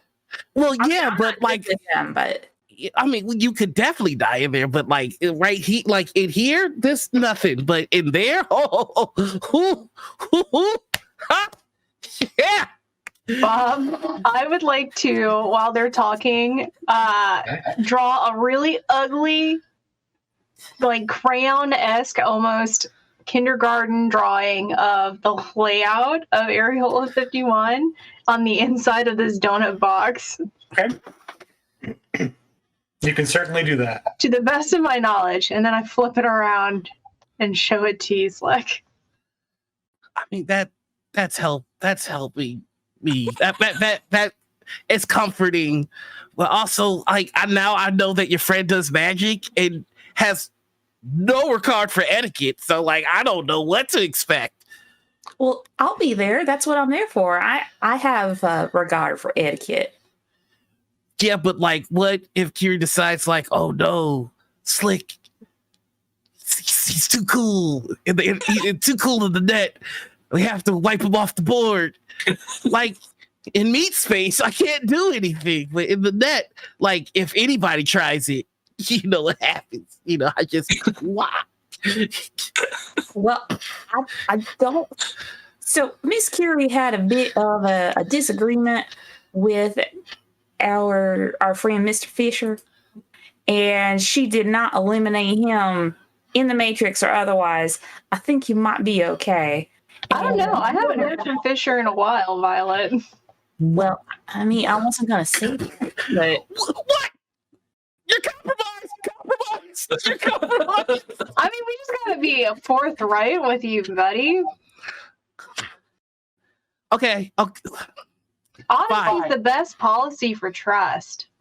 I learned that in one of our Stuffer Shack team building exercises. Fine. Here's my compromise. I will meet you all at the club, but we will have our discussion in the parking lot of the club in my van. You got candy in there? Yeah, actually. I've got like Jolly Ranchers and Airheads. I start walking to the van. All right. I'm so sorry, y'all. Well, now that we have Nova getting into the van, we're Candy. amazingly another hour has gone by pretty quickly. So we will go to our 10-minute break. Poor Bob is like had this whole plan, and we've just added like 6 scenes that were like, let's make this awkward. We'll be back in December when the auction actually takes place. And welcome back. So we've just had we've gone from awkward van rides to not actually getting in the van to awkward go live transitions. and now we're doing scene transitions during the break. So now we're at the club now. We reach 8:00 on Monday night at Aerial 51, which is in the Seattle Underground. And because it's Monday night, it's pretty slow. There's not much of a crowd here, and it's there's nobody on stage. It's actually just they're running the automatic music. Because you know, Violet, that Monday night tends to be slow enough that they generally don't pay a musician.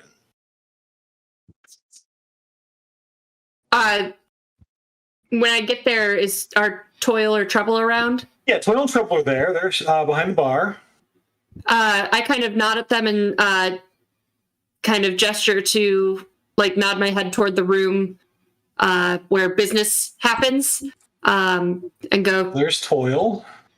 all right, if we use the room? And there's Trouble. Sure. What can I bring you?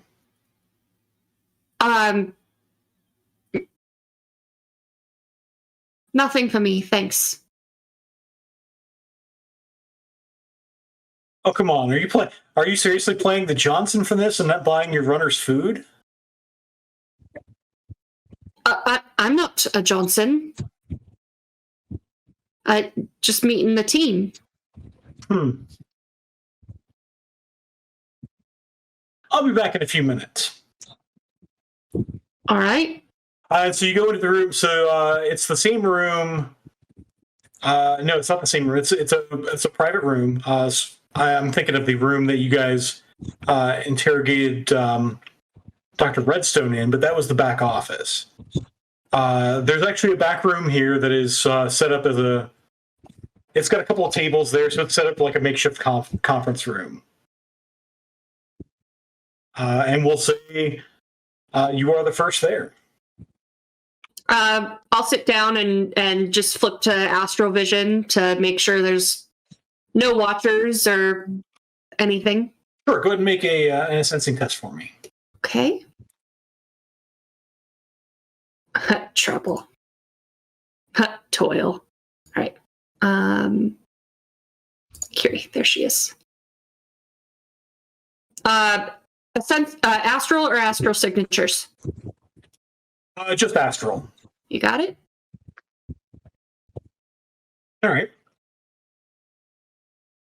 You don't sense any. You don't sense any watchers. You do sense that the walls are warded. I mean, it's not a strong ward, but it's enough that that it presents an impediment to people trying to come through. That gives me comfort. I like this place for that, as much as I don't like its name.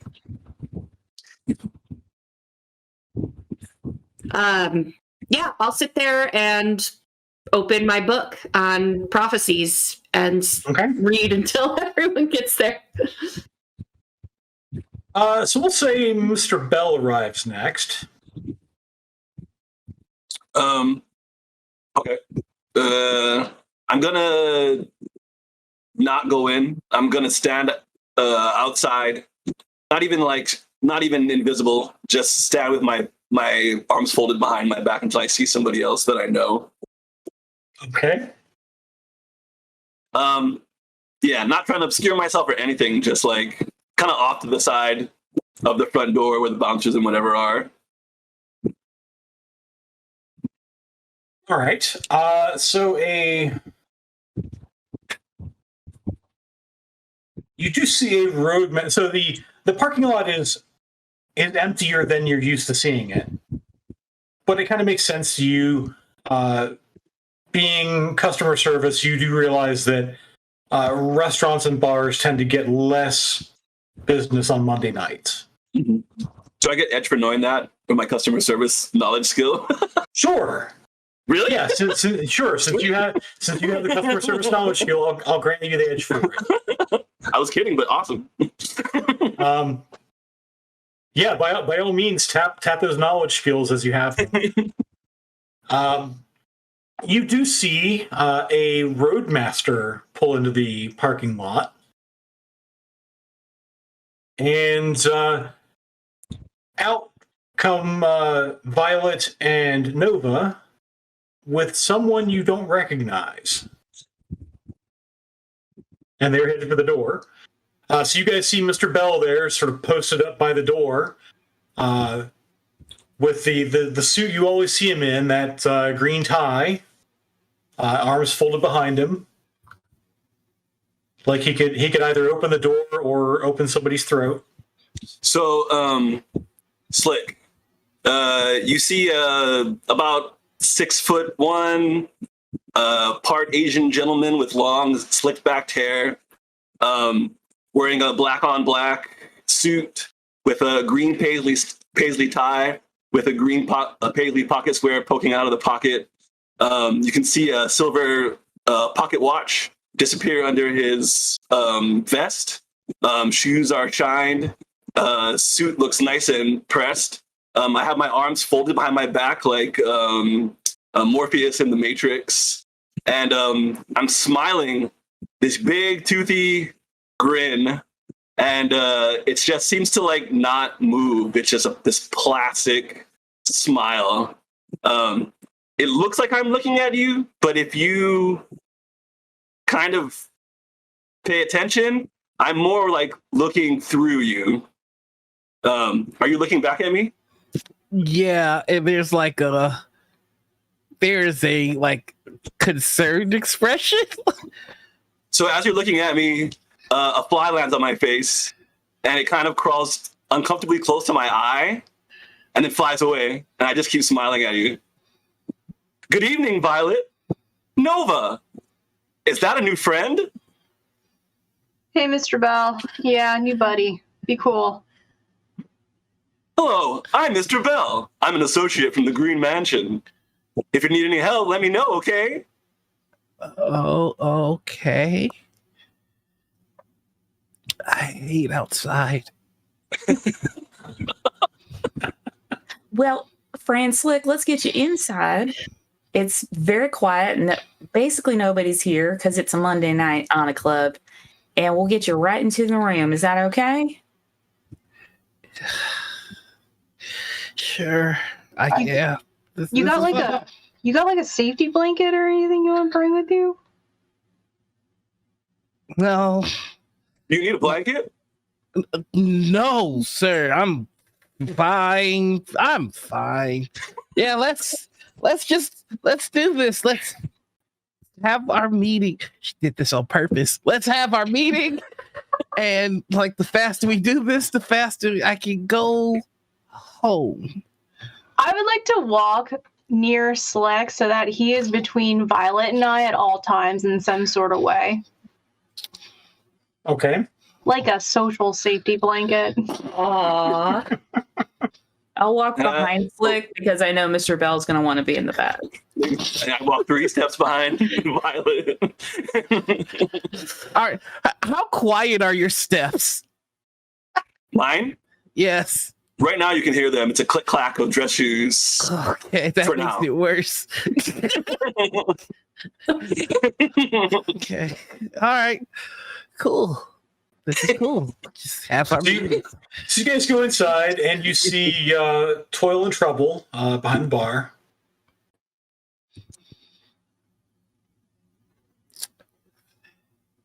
Hi. Violet, what can I get for you? Well, howdy, y'all. We're here for a meeting. So whatever my friends would like, if you can bring that, that would be just lovely. You can put it on my tab. Oh, that's excellent. I'm glad somebody's paying for this. You'll find Curie in the conference room. As soon as I hear that, I beat everybody to the door and open it for them and gesture them in like a doorman. I'm just gonna like real awkward, like lean over to Toiling Trouble and go, "Can I get an orange juice with light pulp, please?" Sure. You want some vodka in that orange juice? Absolutely not. Okay. Thank you. Light pulp, though. Too much pulp hurts my stomach. Okay. Well, we have no pulp. No, I need something for my teeth to do. What?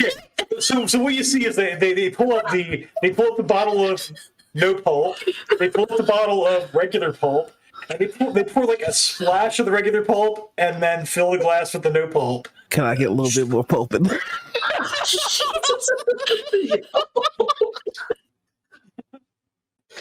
Splash in, slide it across the table. Just go sit up. What has happened to our show? It's changed.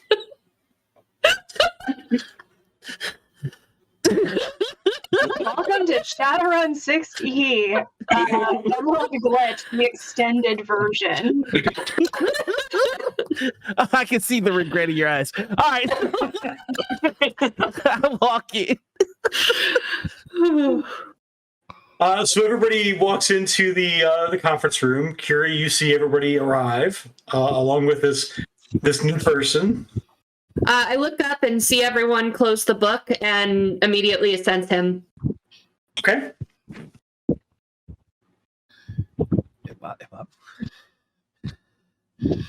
Sure. So, yeah, thank you, Tom, for advising that I describe what a sensing looks like to our brand new player. So, Curie's eye, like as she looks up, she's like focused and sees you, and then all of a sudden, like it's almost like her eyes glaze over, and in a way, almost like how Mr. Bell looks like he's looking through you, but like more dazed, like not even, almost zone out. And she kind of looks you up and down before kind of snapping back into it. And basically she's doing a kind of aura reading on you to see, are you magic? Are you a threat? Are you angry? Are you, like, what's the emotional read, so that I can kind of get a vibe on you? Yeah, so you recognize this, Slick, because you've worked with mages before. It doesn't get any less creepy, but yeah, you recognize that Curie is staring into your soul. It's kind of like how you said that you were going to be looking me up. Like, you'd expect a mage to do it. Yeah, it doesn't complain. It's just there's like a rude kind of look on his face, but he doesn't say anything. So you, Curie, you sense that this person is mundane. Essence is lower than yours, and that's probably because this person has a couple of very extensive pieces of headwear. Oh. So dark spots in the aura where the hardware is. Mm-hmm. Let's see, and that's really it. Okay. Appears generally healthy. You don't sense any astral signatures on the subject. Good, Yeah. you're here. Everyone, have a seat. Hello. Hello. Miss Curie, this is our new friend, Flick. Hi. I believe Hello. you exchanged some form of pleasantries earlier today. Are you guys still standing while doing this? Yes. I sit down and motion for Slick to sit next to me. Follow suit. And then I'll sit on the other side of Slick so that they continue to have a buffer between them and Mr. Bell. Well, you know I'm standing. Yeah, I don't question that. So at this table, we've got Curie at one end, and then sort of midway down on one side, we've got like Violet, Slick, Nova, and then behind the group is Mr. Bell standing, arms folded.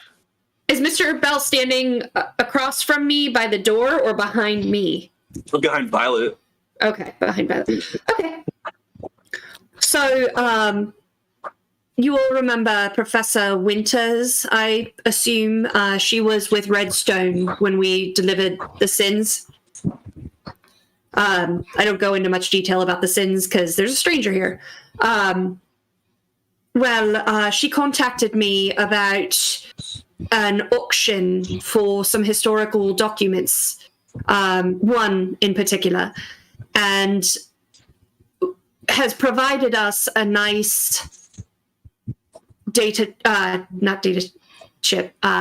stick of enough new yen to bid on this item. The auction is Wednesday, and she is interested in us obtaining the item and reporting to her on anyone else that is interested in obtaining this item. She did give me Slick's contact information, saying that he might have details on the auction house itself, and that was really all she said. So maybe layout, maybe a guest list. Thinking about his headwear, I go, I assume you're a Decker? I'm a Decker, and I have everything: the guard rotation, security, layout. I have the item list that they're gonna have at the auction. I left them a pretty cool gift after I got all that. It's Arnold Schwarzenegger from Batman Forever. That's what he says. Everybody needs to chill.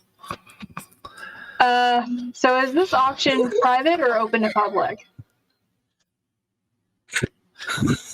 So you get that it is, so the auction itself is not necessarily open to the public. So is it It's by registration only. Okay, cool. So that's part of what hopefully Slick can obtain for us if he doesn't have it already. But yes. Oh, I got it. Excellent. But it is important for us to be able to know who else has interest in this item. So it has to happen that us obtaining the item has to happen during or after the auction. Oh. Now we can. Yes. Oh, I'm sorry. Which item did you want? I'm bringing it back up right now. It begins with an L manuscript. Landnamabok. Yeah. Landnamabok.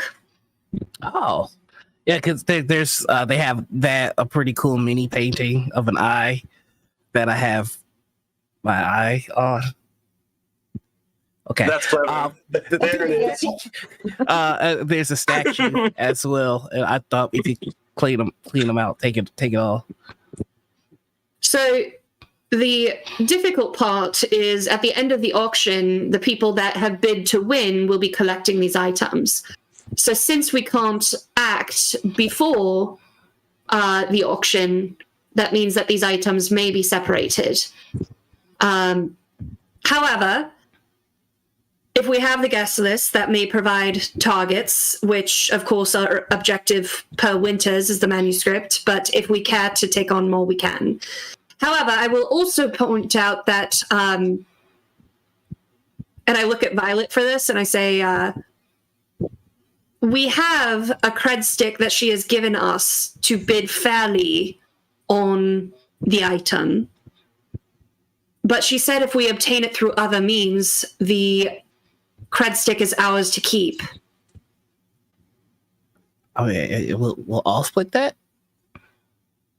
Because that's typically what happens in a team, yes. Oh, okay. However, in addition to the 100,000, speaking of Nguyen, and I glance at Mr. Bell, she has also supplied each of us with 10,000 Nguyen.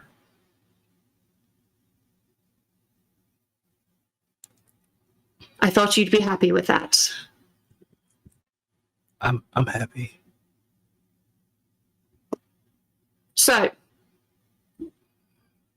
I assume everyone is in. When's the auction? Wednesday. Cool. Usually, I think during check-in time at the auctions, they assign you your number. So once that gets going and everyone's checked in, can you, Slick, pull who's registered to what number?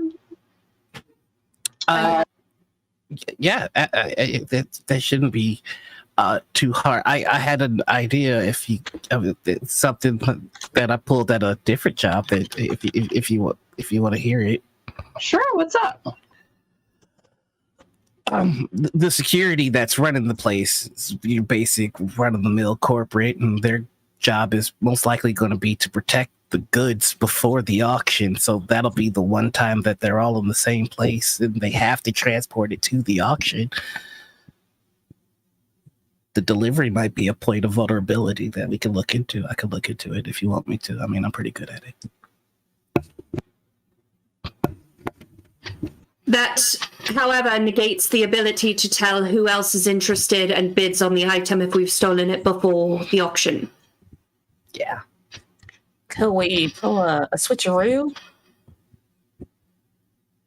Yeah, That's an idea. we take the originals and then put fake ones in there. I don't know about fancy auctions if they're going to verify before they go up for auction or after. As far as I recall, verification happens after the sale in front of the new owner. That's where the point of authentication usually takes place. But I can verify their exact process. Everybody does it a little different. Cool. So we have an idea to switch out the items if we can find out when they verify. We have an option to attack a target separately after they leave with the item. We've done interceptions before where people are in an auto and we stop them on their way to their home. We can also invade their home. We could attack after the auction before people leave. Does anybody have any other ideas? Do you have access to the order of when all the items go up for bid? I believe that I do. Just want to check. You do. Yeah. So it's generally in order of increasing opening Value. bid. Yeah. So the manuscript is pretty early in the itinerary. The painting is the last item. Cool. Yeah. So I have the order, and on top of that, I do have the personnel for all of the private security and the, all of the security. I did a real good job. Big. Do we have a copy to switch with the original? God, is that like something that magic can do, or I don't know. I mean, I could probably try and track down a forger. I just don't know if we have the time for them to actually make forgeries of everything. Unless you guys know somebody. I noticed that Slick's a little nervous. So all of a sudden you see the Paisley pocket square just kind of appear right next to your cheek. Dear God. Oh, And I thank offer you. it to you.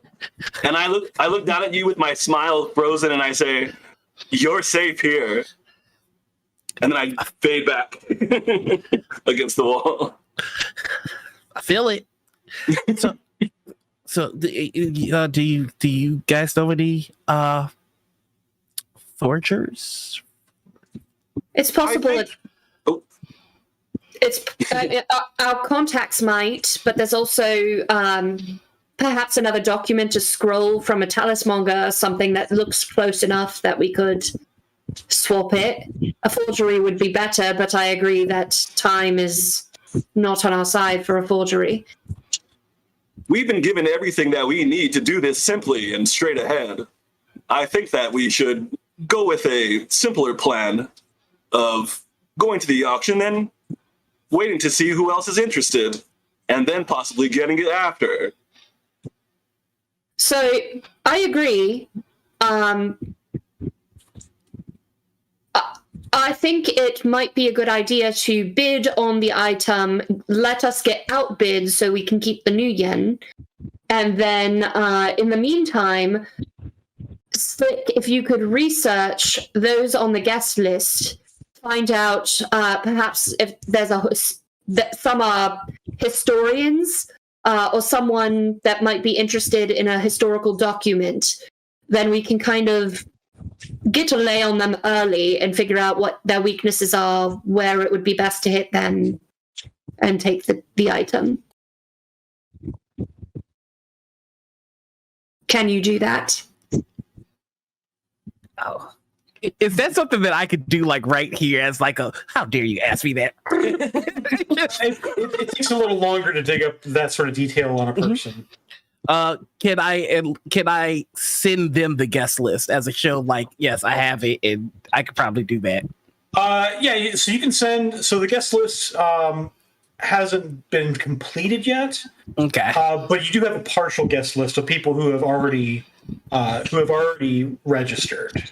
So yeah, I just like your com to ping with like the partial guest list. That was me saying yes, that I could do that. Is what that is. Good. Another thing we need to do is get on the guest list ourselves. Do we all go or send a proxy so that the others can be in position to act? I don't go on site. Bob, are they hiring for any like ushers at the event or waiters or wait staff? I mean, they can be if I. Yeah. So you haven't looked for like help wanted, but a quick look indicates that they are not hiring. Is that something that could be changed if somebody were to dive back into the administration? Possibly, yeah. Okay, I thought They could be hiring, but the process of actually hiring and interviewing and stuff might be too slow. I may be able to make an opening. I work in live events. It doesn't take that long. If they need somebody, it doesn't take long at all. Or we go with Mr. Bell's idea and just swap. Get someone even without violence, you could potentially pay somebody to take the night off. Or with violence. okay, yeah, that's what I thought. Well, It's a little closer. so they'll have cameras in the auction room where it's taking place and stuff to monitor all the different people who are bidding. If we can just hack the cameras, we can see what numbers fly up and who's bidding on what items, and we don't even have to go in there. Oh, their cameras and security are already compromised. I'll be in there. Cool. And then we Not can find a physically, way. though. So it does occur to you, however, that on the night of the auction, the security spider will almost certainly be on duty. So yeah, their security is already compromised in their cameras. I could get in there. They'll probably be a spider to step on, but We should always have a backup plan too in case ice does get icy. Is that black ice for the? Is that what the decker thing is? I'm not a decker. I'm asking like as a player. I don't know what it's called. I thought you were making a pun. Okay. Yeah. So if there's going to be security possibly compromising us from that angle, we should have a backup plan, is all I'm saying. So someone should be on the inside. I point at Mr. Bell. He's really sneaky. I don't think we need to sneak for this. I think someone just needs to be a guest. Well, I'm happy to put on a fancy dress and go sit and raise my number if y'all can get me on the list. You're a celebrity. It shouldn't be too hard to get you on there. You say celebrity. I say not really, but you're very Slick, can you make a false identity for Violet to get put on the list? I mean, I'm guessing for something like this, it's probably all you need is a fake email address and moderate fake ID or something like that to. I don't know if you have a burner or anything, Violet. I was going to create a fake life for Violet down to the favorite TV show and serials, but cereal works too. You do whatever you like to do, friend Slick. I will not stop you in your creative endeavors. Thank you. And it's going to be Cinnamon Toast Crunch.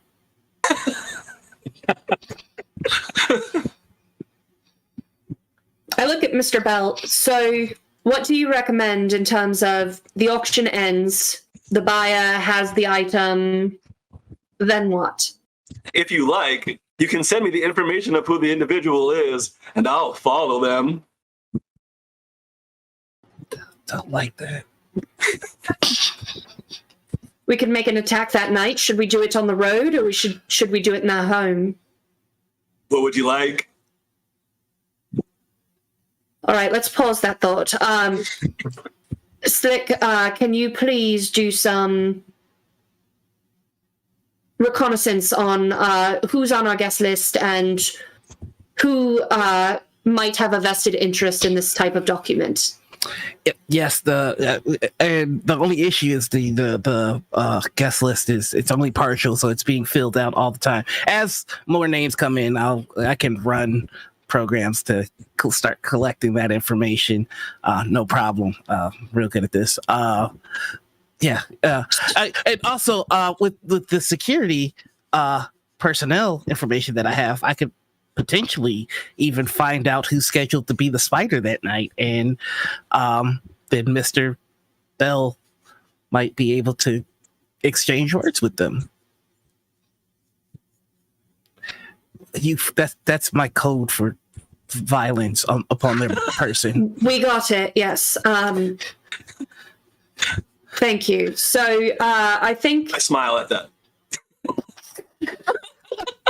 I hate it. A real, genuine smile. No, it's the same smile. So I think the next step is really what we need Slick for, to kind of dig into who's on the list already, so that we have some names to look into, and then from there, anyone new that pops up, keep searching, but we can do reconnaissance in the meantime of who the likely people to bid on this thing are. So just so I'm correct, we're only stealing the manuscript. Then is what I'm hearing. I think for the night of, that's the job we're getting paid for.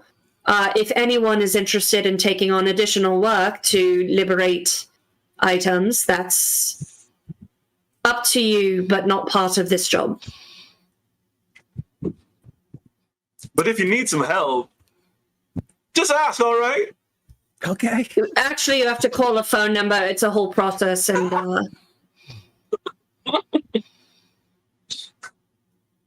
Okay, so yeah, we're just stealing the man. I mean, is there any chance I could get that eye picture? No? Okay, that's fine. I should have asked. if the same buyer gets it, sure. 2 birds, 1 stone. So with that, we'll draw the initial meeting to a close, and we'll break for our final 5-minute break while we assemble a winner for tonight. Ooh! Welcome back. Go ahead, Bob. I'll let you lead the show. No, we have a winner. I think Rem has a winner for tonight. Yes, we do. I'm going back to that chat, and the winner is, drum roll. I don't hear a drum roll, but it's okay. Coordinato. Welcome to the show, Coordinato. Congratulations for tuning in and winning the 6th World Companion. Please watch your whisper messages on Twitch so that our moderators can reach out to you and get your address to send this to you. But congratulations. And again, welcome to the show. And thank you all so much for your support. Back to you, Bob. All right. So we'll wrap up for tonight. And I think I'll ask if there are any announcements people want to make before we sign off, given that we introduced ourselves at the start of the session. All right. Well, thank you, everybody, for joining us. Thank you to the players, and welcome to Noir for injecting a whole new energy to this. Thank you for having me, and I apologize for the weird energy. Please don't. This is lots of fun. Yes.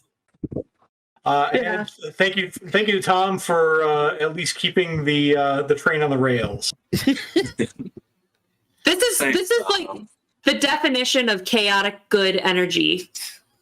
Like, that's what we just crossed into. So we'll see you next time, when our runners will actually plan their heist. Maybe. Have a good night, everybody. Thanks. Bye, everyone. Bye. Hey there, NPCs. Welcome to our actual play of Shadowrun 6th World Emerald Glitch. I'm Bob, your GM, and tonight we continue with part 2 of the charity auction. So previously on Emerald Glitch, let's see. So we introduced our new runner, Slick, who is our new Matrix assassin, and had a number of shenanigans with Slick meeting the party, following Curie being tasked with a Shadowrun.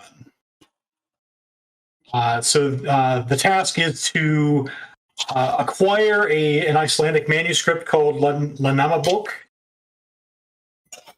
from an auction. You were given money to potentially bid on that manuscript, or if you acquired it through some other means, you're allowed to keep that money for yourselves. I like that plan. Yes, everybody likes the more money for me plan. I like money.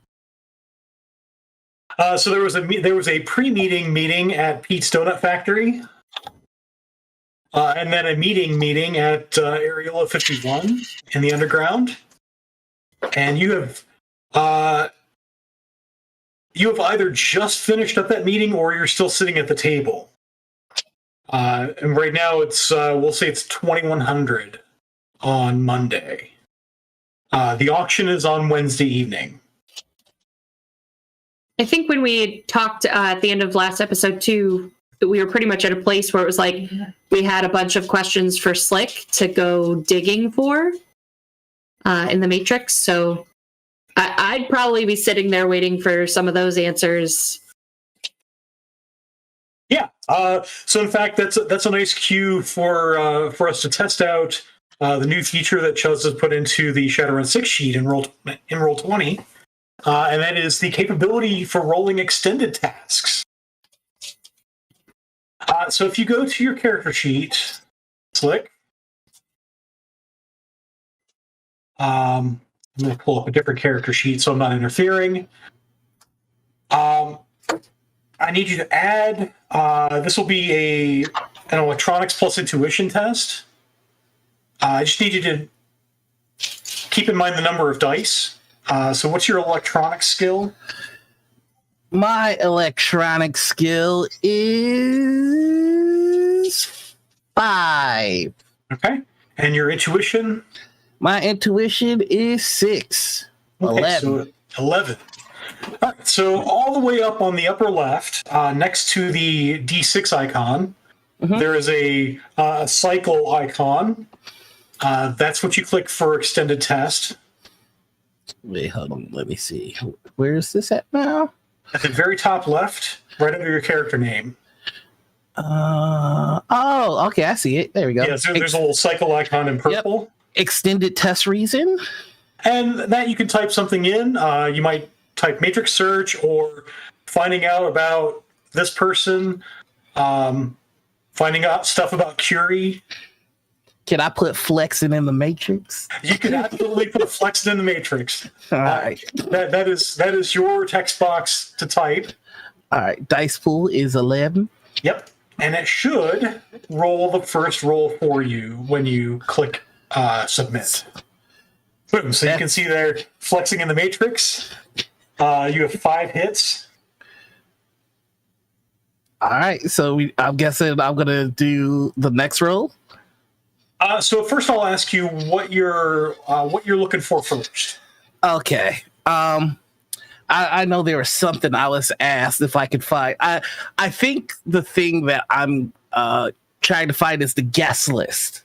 Okay. I want the most updated and current guest list to just stunt on my haters.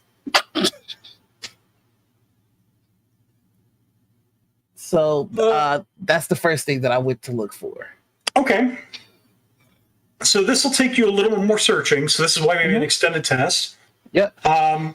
So this is the first roll on that test. And each time you roll, it's 10 minutes. Okay. So what I ask you to do is hit the next roll button in chat. Okay. And I'm assuming that like I'm in my van in the parking lot of this club. Did they come with me? Like, are y'all like standing outside of my van? Because that's creepy. No, I got in. That's right, you did. Dude's got snacks inside. So Mr. Bell is, we'll say Mr. Bell got in the van. Roland is not here this week, so Mr. Bell is used as needed. Just as quiet as always. Yes. With that plastic smile. Don't love it. He's even creepier because he's not actually saying anything. All right, so here's the next roll. So what it's done now is on the second test. So this is what you're doing is accumulating hits. So the mechanic is as you sort of spend time searching, each roll you're taking a 1 die penalty. That's cumulative. So eventually you're going to run out of dice. But you're accumulating hits as you go along. If you ever glitch or critically glitch, there's a problem. But we probably won't get that far in this roll. And it tells you in the chat window how many intervals you've done. So that tells me how much time you've spent so far, and that's 20 minutes. And it tells me the total number of hits that you've rolled. All right. Oh, okay. I get it. That's cool. So I guess I'll do another one. 30 minutes, y'all. Yeah, so I'll ask you to go ahead and hit the next roll button again. All right. And when you do that, you'll see that the dice pool is decreased to 9. Okay. I'm getting fewer hits. Slick is gonna say, I feel like you guys are looking at me. Don't look at me while I do this. It makes so that's kind of what's happening. Is you've got a group of 4 other people who are just sort of staring at you while you do a search in the Matrix, unless there's stuff that they're doing. So I think for now, probably Curie, I imagine, is reading her book. Yes, while being, I think, the only one still in that room inside the club. So you did not get in the van. Okay. Absolutely not. I don't get in vans with strangers. Okay. I'm not a stranger. I'm Slick. Okay. All right. So that will complete this extended test. And what you find is there are... what you're able to find are 4 names who have registered so far. And you know what? I'll just show these to you because you've done a deep enough matrix search. So here is the first person. If I can show her too. So there's the first person, a Lily Fedros. Who is one of the deputy ambassador for Tir-Tangir. Ooh. Tir-Tangir is the Elven nation in what used to be Oregon. Just gonna put that down. All right. Yeah, there's a whole bunch of geopolitics that have changed in the Sixth World, largely in response to the return of magic. Among other things. But one of those is that the Seattle Metroplex is sort of on its own out on the West Coast. South of that is Oregon. What used to be Oregon is now Tir-Tangir. It's a nation ruled by elves. And then surrounding that region to the east are the Native American nations. So that is the first person on the list. The second person on the list is a David Hernandez, whom you find is a Vice Admiral, UCAS Navy retired, and is a senior consultant for Federated Boeing. Ooh, okay. Just as I get these, I feel like he would have created a group chat with everybody. It's just sending these off to the group chat. Okay. So somehow Curie, well, no, you guys have corresponded before, so each of you is getting all of these pictures as they're coming in. The third person is a Charles Fortham, who is an attorney and partner at Byron Richardson and Fortham. He seems fun. And the fifth person is a Janet Rhaegar, who is a corporate security consultant. And when the message gets across to the rest of you, this is a person you recognize.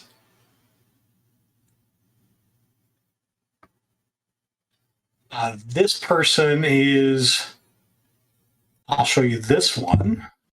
She's a runner, isn't she? She was Johnson.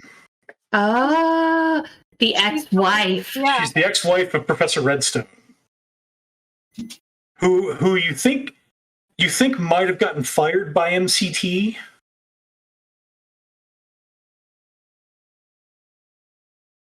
Huh. That's right. She wanted some money. Well, remember, she wanted some money, and the means she wanted to earn that money was essentially selling Professor Redstone's work. Right.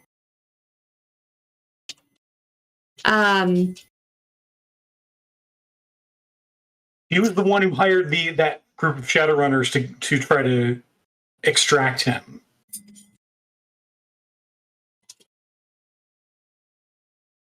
Interesting. So those are the 4 registered attendees.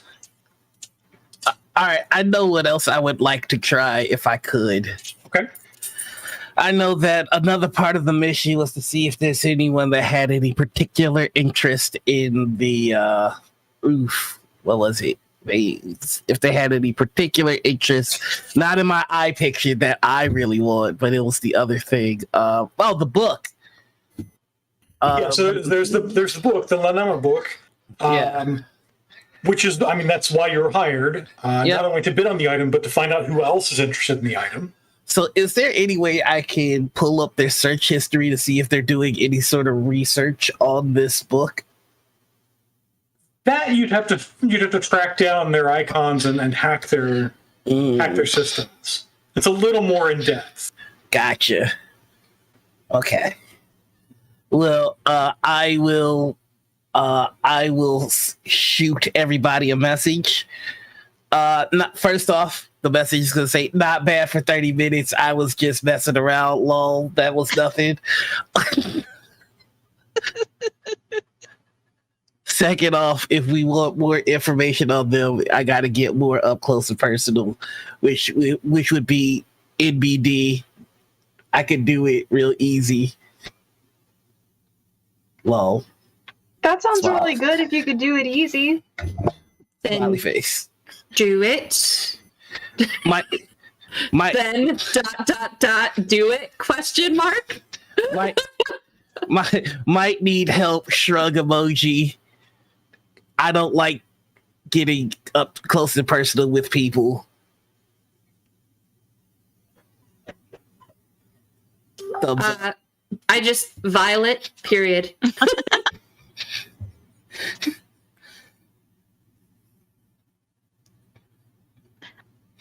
Well, if you want to go visit some folks, I'm sure that we can figure that out. Is that what you're talking about? Well, you say up close and personal. Like how up close are you looking to get? How up close and personal am I looking to get?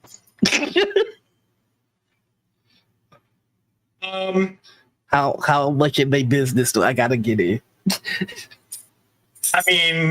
If you're wanting like search history, you're gonna have to get pretty close, because you're gonna have to essentially be able to see their icon. Pretty close. Gotta see their icon. Siren emoji. Friend Slick, let me ask you this. Is this something we need to do before the auction? Or is this something you could do while we're there? If all these people are going to be in the same place, that might be more efficient. Yeah, I could do it while they're there. Just throwing it out there. I like to be proactive. Thumbs up. Are you texting her while she's actually in the van with you? I don't like talking to people. So Violet is texting you back, but she's saying out loud what she's texting. You get the gif of Batman and the Batwing doing the thumbs up for Batman Forever.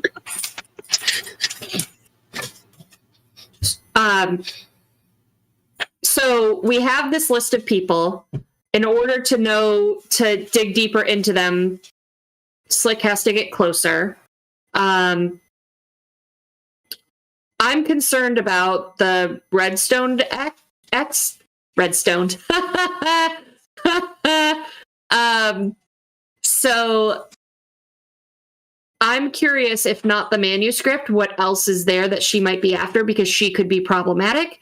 So I'm going to text Slick and say, what are the other items at the auction? And then as soon as I send that off, I'm going to call Redstone. Okay. All right. So, and I'm gonna send a list of the other items at the auction, because I'd already gathered that.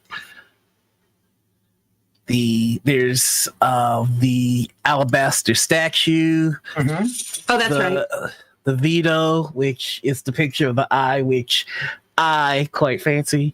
Yep. So here's the picture of the eye, and it is a miniature painting. So it's like maybe a few centimeters on the side. It is a miniature painting. It'd go perfect in the van. Like right there. The alabaster statue is somewhat larger in that it is roughly midway between orc and troll size.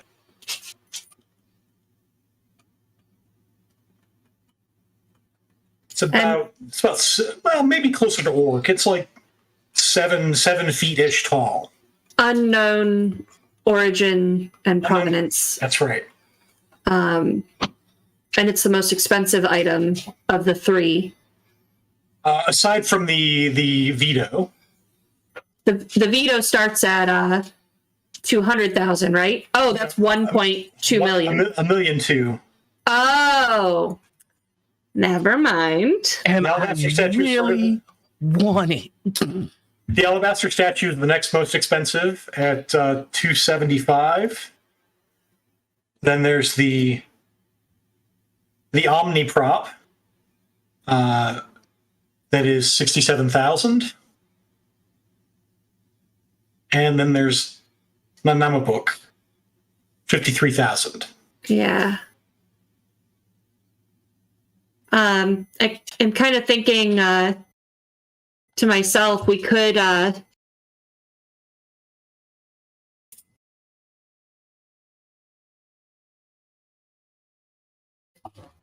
just I'll send to the group text as an idea. Not saying we have to do it, but we could. Two birds here, maybe, but we could make more of a show of trying to steal the Vado, and that might distract people from the manuscript. If we get both, great, but at least attention will be drawn elsewhere so we can snatch the thing we're really after. Possibility. So in addition to those 4 items, there are maybe a dozen other items that are, I mean, they're all sort of regular sized paintings that you don't see anything particularly special about them, except they're expensive. Mm. And so they range between 1 and 400,000.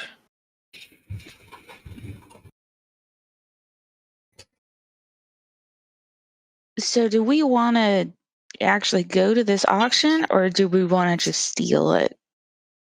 I know we talked about a couple of different things, so I wanted to see what y'all were thinking. Remember that we need to know, part of our mission is to find out who else is interested in this manuscript by who's bidding on it. which to me, the only way to do that is to be at the auction at the time that it's being auctioned, correct? Unless I'm missing something. Unless they have to do it ahead of time about who's going to be bidding.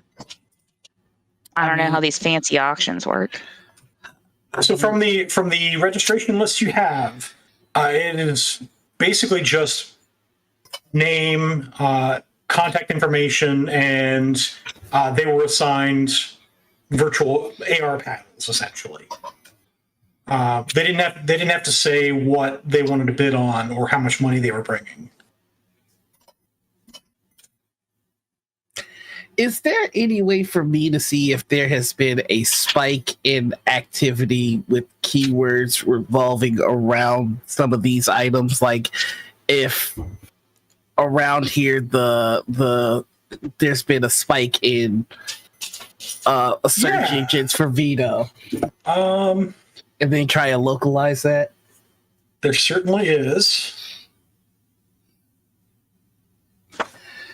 I'm trying to see if it's we'll call that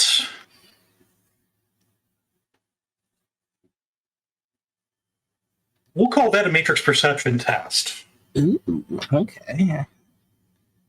Matrix. So under skills, it's electronics plus intuition. Gotcha. Electronics plus intuition. Yeah. Okay. 5 hits. Yeah, I mean, you definitely see a rise in searches. People are looking for. It's like, I mean, you got the description and a picture of each item. You basically downloaded the auction brochure from the museum host.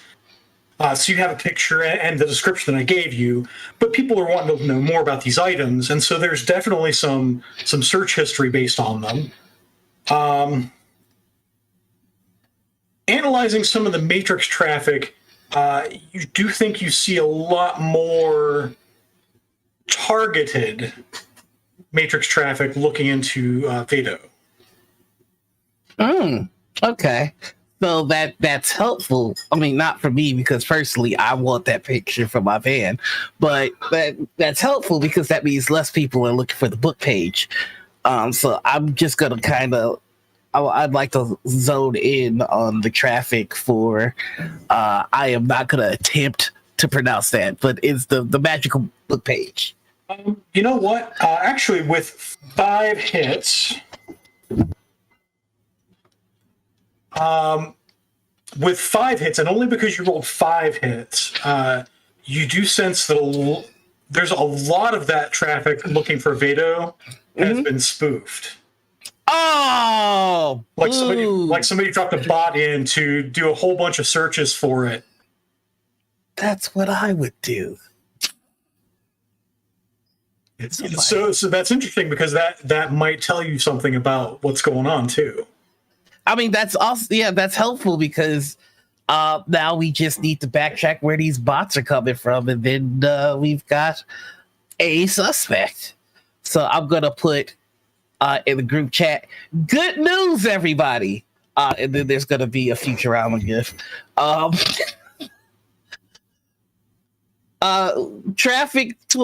The traffic for the veto has been spoofed. Thumbs up means not too many people looking for the picture as I thought, so I might be able to get that in the van. Also, we can track the spoofing and see where that's coming from. We got a suspect.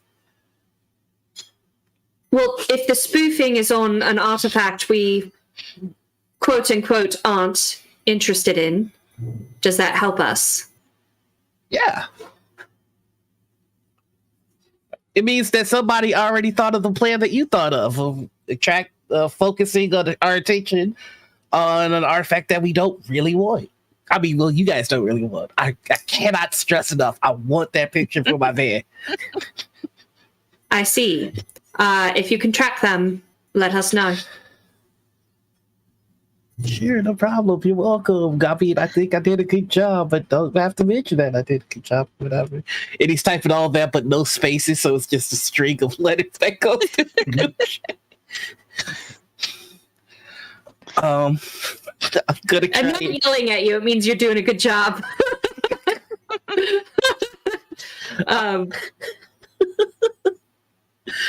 I'm gonna try and track. I'm gonna try and track the spoofers to see where it comes from. Incidentally, if you guys have spent any edge last week, you're reset to your starting value. Hey, nice. Oh, don't I get an edge for analytical mind, or no? I don't. So analytical mind is only for logic-based tests. Gotcha. All right. In that case, yeah. What do I need to do to track the spoofing? That's a fun word to say. Let's see. So, this will be a more detailed. This will be another matrix search test, which is another extended test. Okay. Let's with your 11 dice pool. Track the spoof. All right. 11. Submit. Ugh, not starting off well. That's 2. Not starting off well. Okay. All right. Go ahead and hit that next roll. You haven't tracked it yet. Yeah. Okay, we're getting better. 3. All right. Again.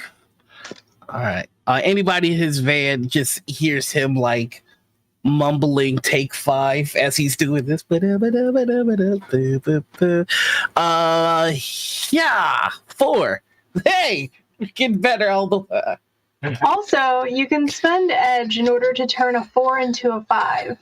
Oh, okay. I would like to do that. Yeah. Okay. So you can spend. It costs you 2 edge, and you can change a 4 into a 5, which will give you 1 more hit on this test.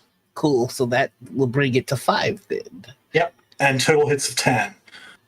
That's actually what you need. So that's a good investment. Hey, thank you very much for pointing that out. Absolutely.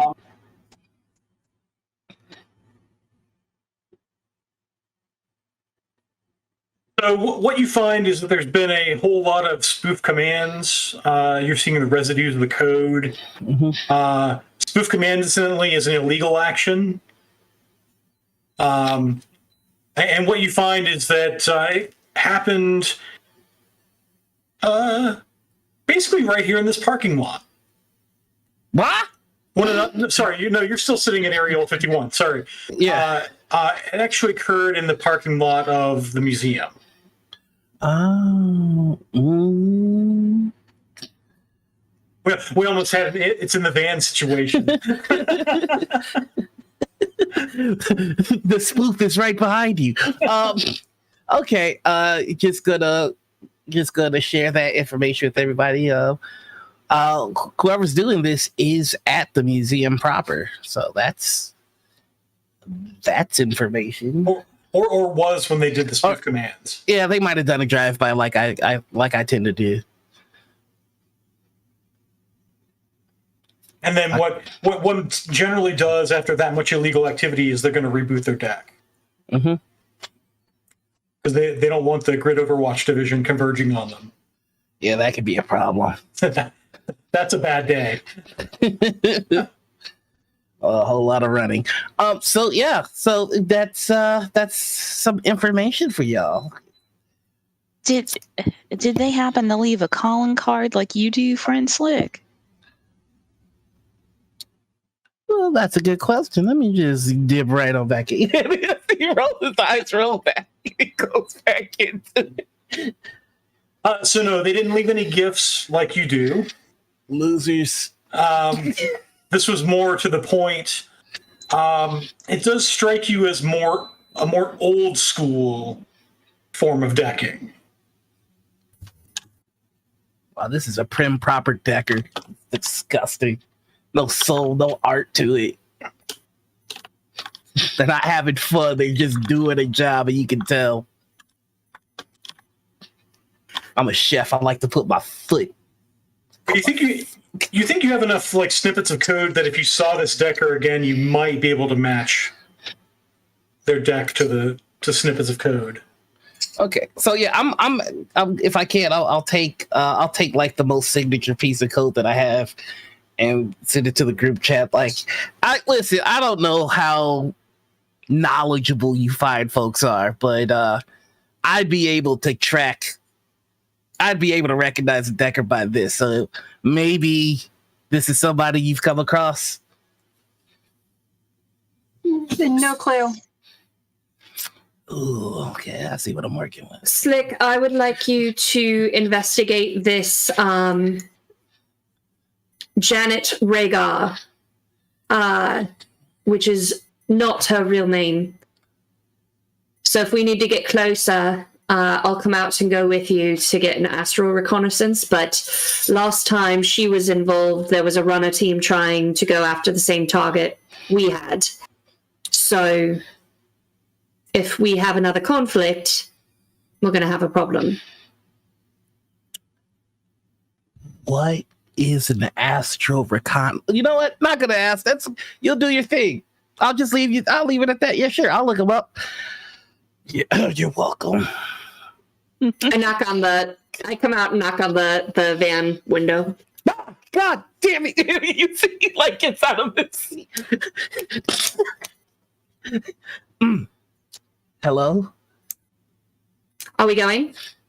Oh, you want to do it now? Okay. Yeah, no, it's cool. It's cool. Let's do it. And he gets out of his rig.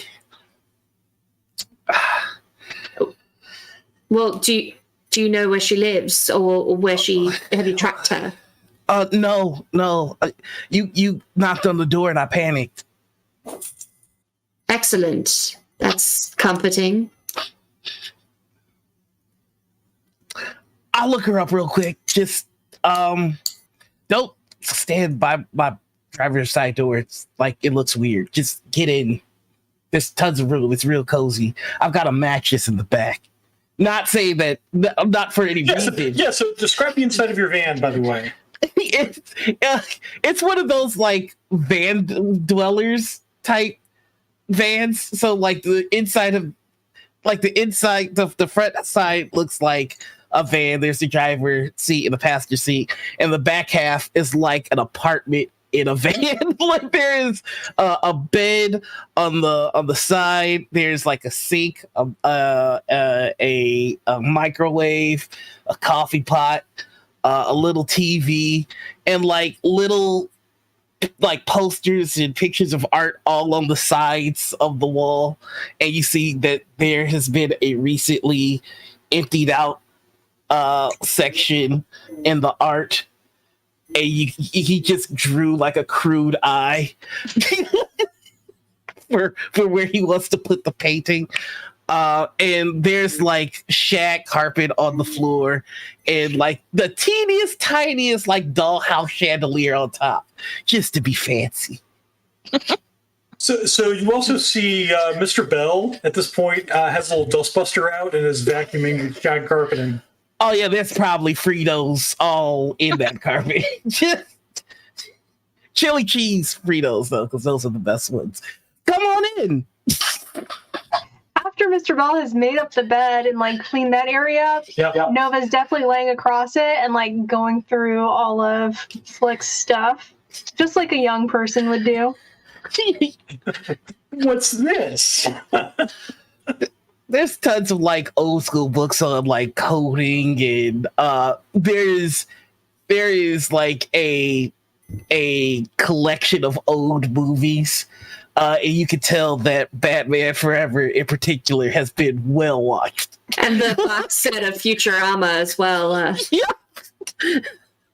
So I look very confused at the van because I like to sit in the back, but there's no way I'm sitting in the back. So I kind of just look confused on where to put myself and finally just slide into an empty spot that's still a car seat. Okay, I mean, the party happens in the back, but I get you. I'm gonna do my thing real quick. I'll be right back. Like so, And I'm going to track this Decker. Okay. So you've already made a matrix search test. I'll ask you now to do. Essentially, it's a trace icon test. It's still it's electronics plus intuition.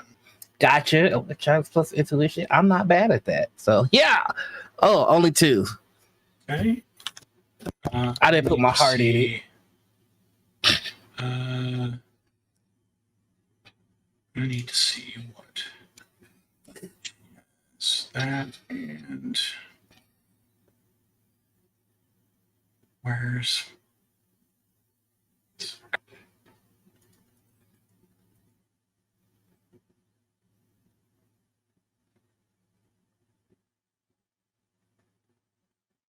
Ooh, that's tempting. 1, 2, 3, 4, 6. Yeah, I'm going to get you in some trouble here. Oh boy, yeah, let's do it. Thanks to Ava for last week providing me with loads and loads of edge.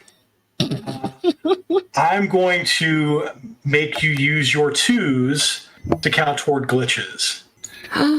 So that is enough. You still succeed, but it is a glitch. I need to roll. Bob, 6. I don't think you understand how the benefits work. Starting to learn. No, There's a misunderstanding. maybe you could use 2 edge to make a 2 into a 3. But I also kind of want to court this madness. Like, what's about to happen? Oh, Yeah, so it won't make it any less successful or fail. It is still a glitch. I would like to use my edge to turn that 2 into a 3 because I'm seeing panic on my teammates' face. Okay, that's fair. I did it for y'all. Yeah, so you do indeed trace the icon to an apartment in Auburn. Okay. But you are sure you were detected by the person responsible for all the spoofing.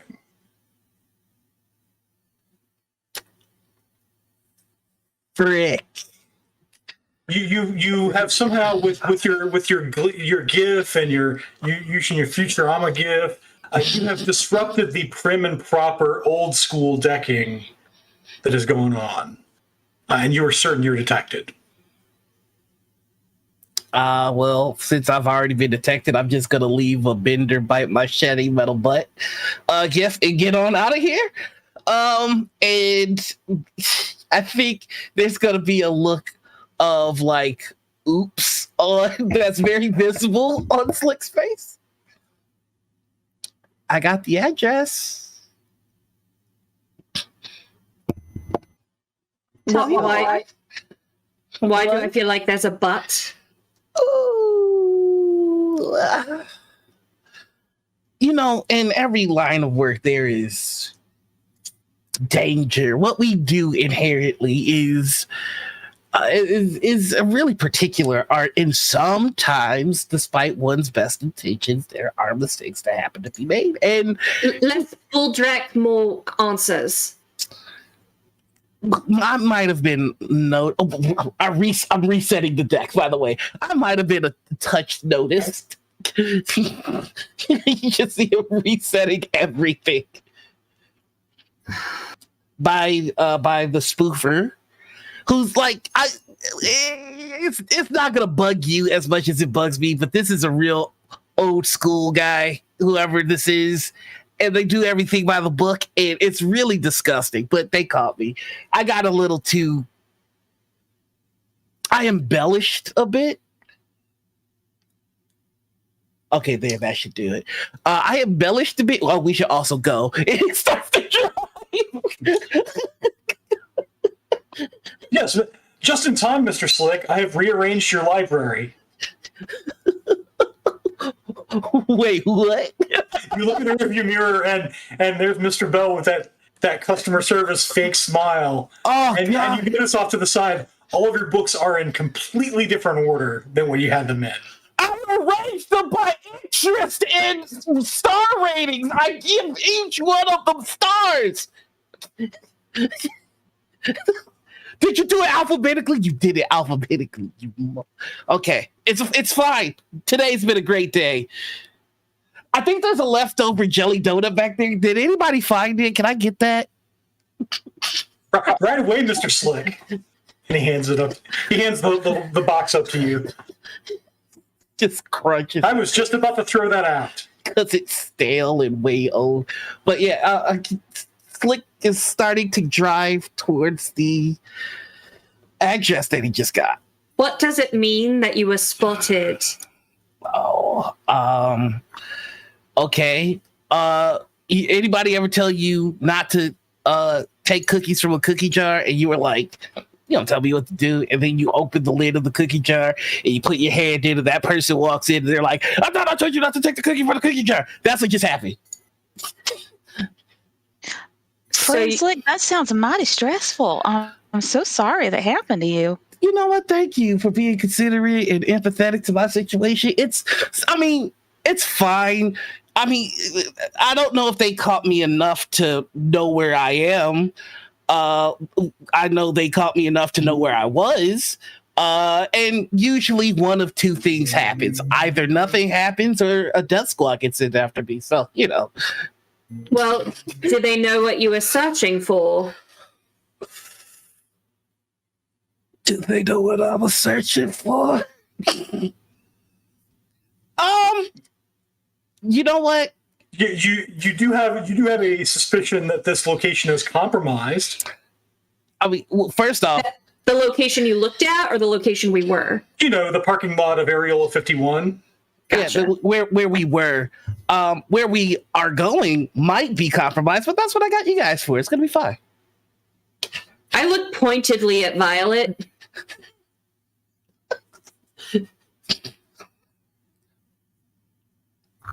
Don't worry. And with that, we begin another awkward van ride, and we've reached our 9 o'clock hour. I'm cranking pina colada. And welcome back. So we left off with our new decker accidentally tipping off somebody that he was looking for them. Mistakes happen. But in all fairness, that was thanks to Ava from last week. Thanks, Ava. I hate Man. you. The man's working against me.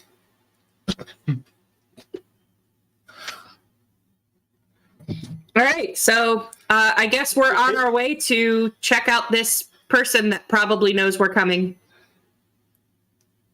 I want to get, all I want to do is get close enough so that, well, I wanted to get close enough so that Slick could figure out what her interest is and how she's involved in what this team is going to be after, probably the same artifact as us, because that's how life works. But now I'm not so sure that I want Slick poking around in there. You make one mistake, no. Yeah. All right, so go ahead and make a piloting test. Okay, yeah, I can do that. Piloting. It's plus reaction, right? Yeah, it should be using the reaction attribute. Alrighty. Yeah, that's 3 hits. All right. Are you settling in to jump into the vehicle, or are you driving still awake? Oh, I'm driving from the Matrix. I don't do anything physical space. I don't touch steering wheels and such. No. Yeah, so the way riggers drive is they use a control rig. And it's called jumping in. You essentially become one with the vehicle. Yeah. And so whatever your level of control rig is it Mhm. 1? I believe mine is 2. Is it 2? Yes. Very nice. Yeah, you know. So what that does, so that tells me that whatever difficulty you had set for it, it's effectively 2 lower because of your rig. Mm-hmm. And you get 2 extra dice that you should have rolled. Oh, I'll just go ahead and roll 2d6. Roll reason. I don't know. There we go. 2d6. Yeah. Exploding. Do they explode? No, I'm guessing. No. Okay.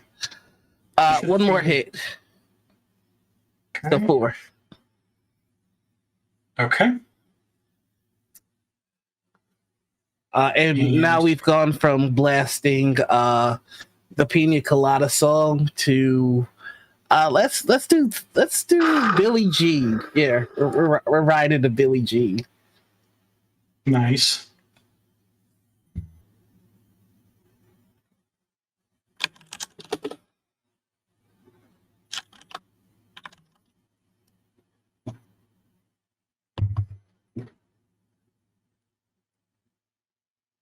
Oh, I'll spend some edge on that.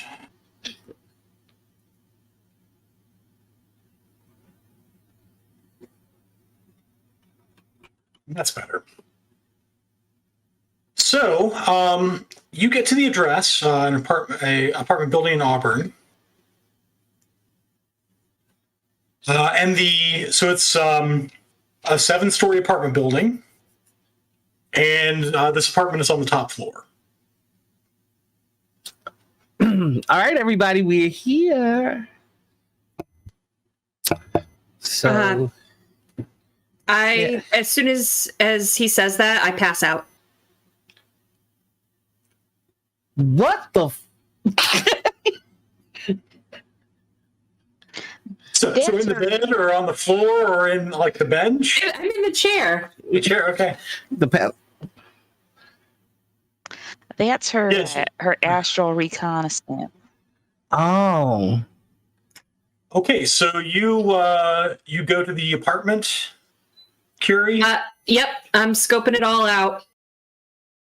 Okay. Go ahead and make an astral test for me. If I sense a damn frog shaman thing, I'm gonna be real upset. All right, let's see. He's still around. 6 hits. Okay. Dang, I did good. So you get to the apartment. It looks like a pretty nice apartment. There's nobody there.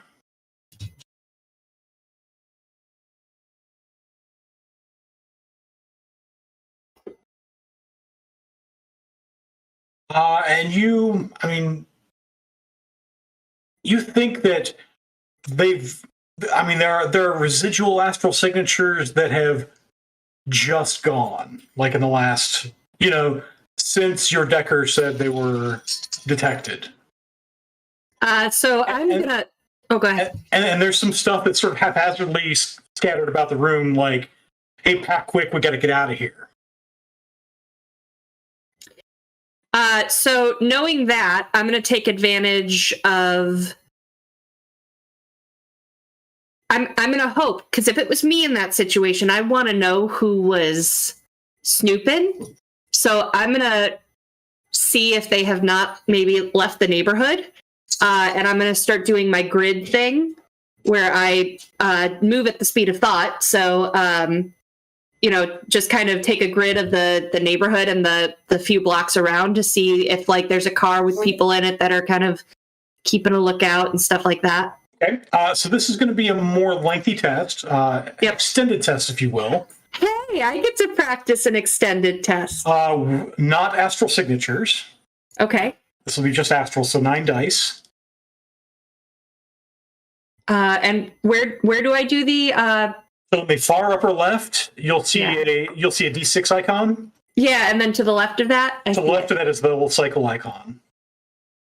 Do I have to put reason? What do I put in there? Yeah, I think you have to type something, but it doesn't matter.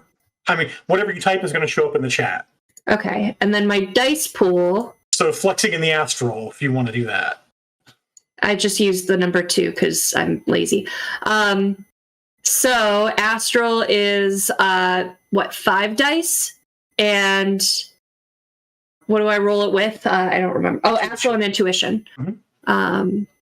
So 4. So that's my 9. So 9 dice. Submit. 3 hits. It's pretty good. Okay. For a search. Yeah, that's essentially what you're doing. It's going to take longer than this. So 10 minutes have gone by and you haven't found much. Because you can't really zip through and search. You have to go fairly slowly through places. I don't like that. From the astral, can I summon a spirit to help me? Sure.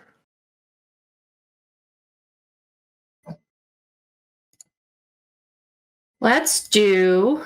I think in the astral, all drain is physical, or maybe I'm thinking of a different edition. I'm risking it for the brisket. Okay. So I'm going to summon a spirit of briskets.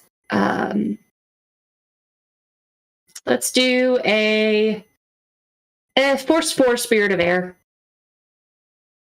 And I get the bonus, right? Because my focus, or is that automatically accounted for in my sheet? It should not be automatically accounted for in your dice pool. Because it's water, spirit of water. So let's do a spirit of water then. But you do have the power focus. Oh, okay. So I get the extra dice for that? Yeah, the power focus does everything that you use magic on. Okay. And you can only use one focus per test. Which is why I think I gave you the option of refunding part of that. So, but does the summoning focus, does that give me bonuses, a bigger bonus for summoning than the power focus gives me for summoning, or? So it gives you, it's a force 4, so it gives you 4 dice. Oh, okay. For summoning water spirits. Right. The power focus gives you 3 dice for everything. Right. So I want to use. They don't stack. So, but I can have both of them on me, but use the different. So I want to use the summoning one, so I get the 4 dice. Okay. And you're summoning force 4? Yeah. So I add modifier and add 4? Yes. Okay.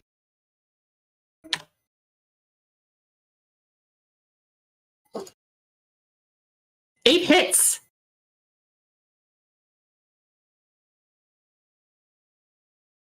I think that's the best I've ever rolled.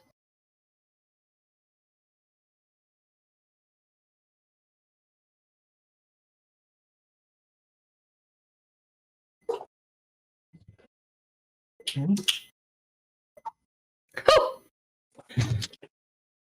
Toasty. So I have 6 services, and I have to beat 2 drain. Yeah, you have to beat 2 drain.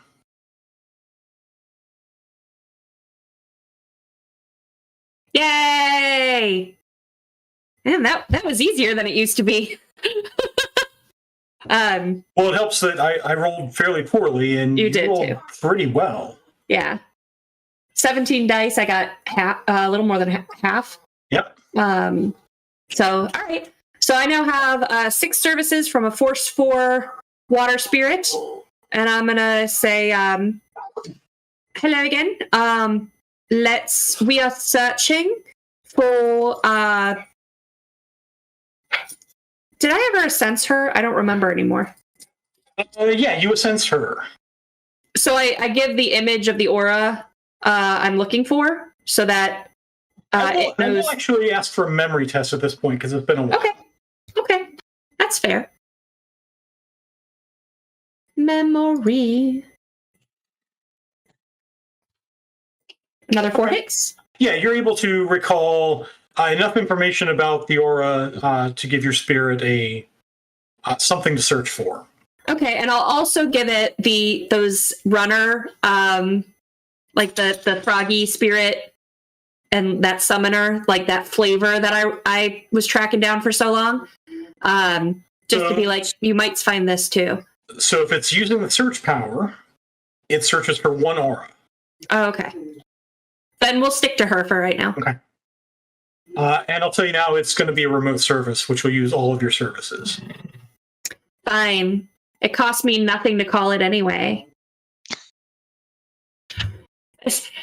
Slick, this is what it's like to be good at your job. So. Does the unconscious body insult me out of nowhere? No, unfortunately. No, you're apparently getting to know her well enough that that's what you think she would have said. You don't know what I'm doing at all, so I'm just unconscious. He kind of wigged out like she just fell out unconscious in my car, and now I don't know what to do. Awesome. I mean, you've seen mages do this in your prior running. You've also seen mages not come out of that fairly well. Yeah, but more importantly, this is my safe space, and the mage has never done this in my safe space. She didn't even ask if she could do this in my safe space. Yeah? I feel violated. Okay, so Spirit and I are both searching. So you're sort of not zipping, but you're sort of flying through the local area looking for unusual signatures. And You really only have her signature, and if the frog guy's involved, you have his signature. yeah, but also keeping an eye out too for like just spirits that are out and about, like that look on like they're on patrol, either watchers or air spirits usually, but like if there's any spirits hanging out in the area, I'd kind of keep an eye on them too and see if that's a lead. Mages that have anything active, I'd usually be able to tell that from since I'm just using Astro right now, if I find a mage, then I might focus on them more. You do find a couple of places in this building. A couple of apartments are warded. You do find somebody. So let's see. We'll say an apartment on the 6th floor is warded. There's an apartment on the 3rd floor that's warded, and you find somebody who lives on the 2nd floor whom you may sense. Oh, okay. Let's do it. Your water spirit, by the way, has departed the area. Okay. Keep me posted.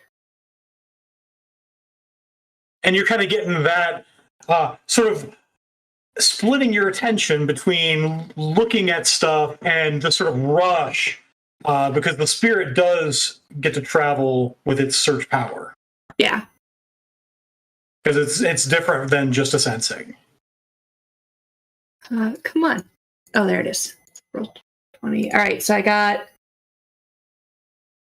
3 hits on my sensing.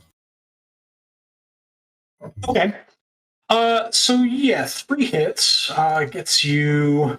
Let me pull up my sensing chart again. 3 hits gets you.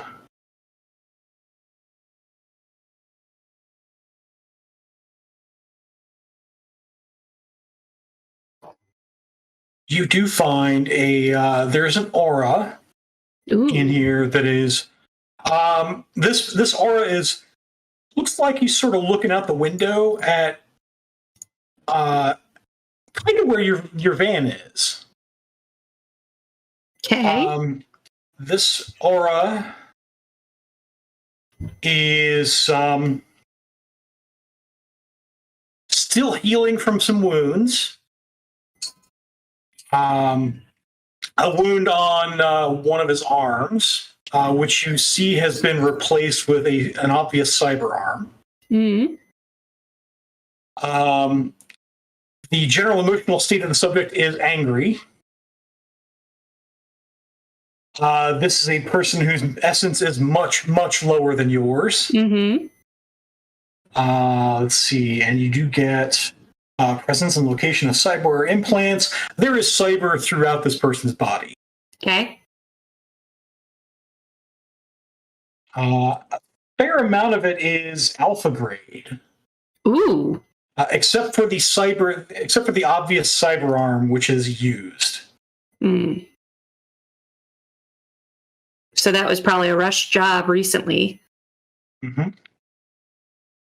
I can't remember. Have we cut off anyone's arm recently? You haven't.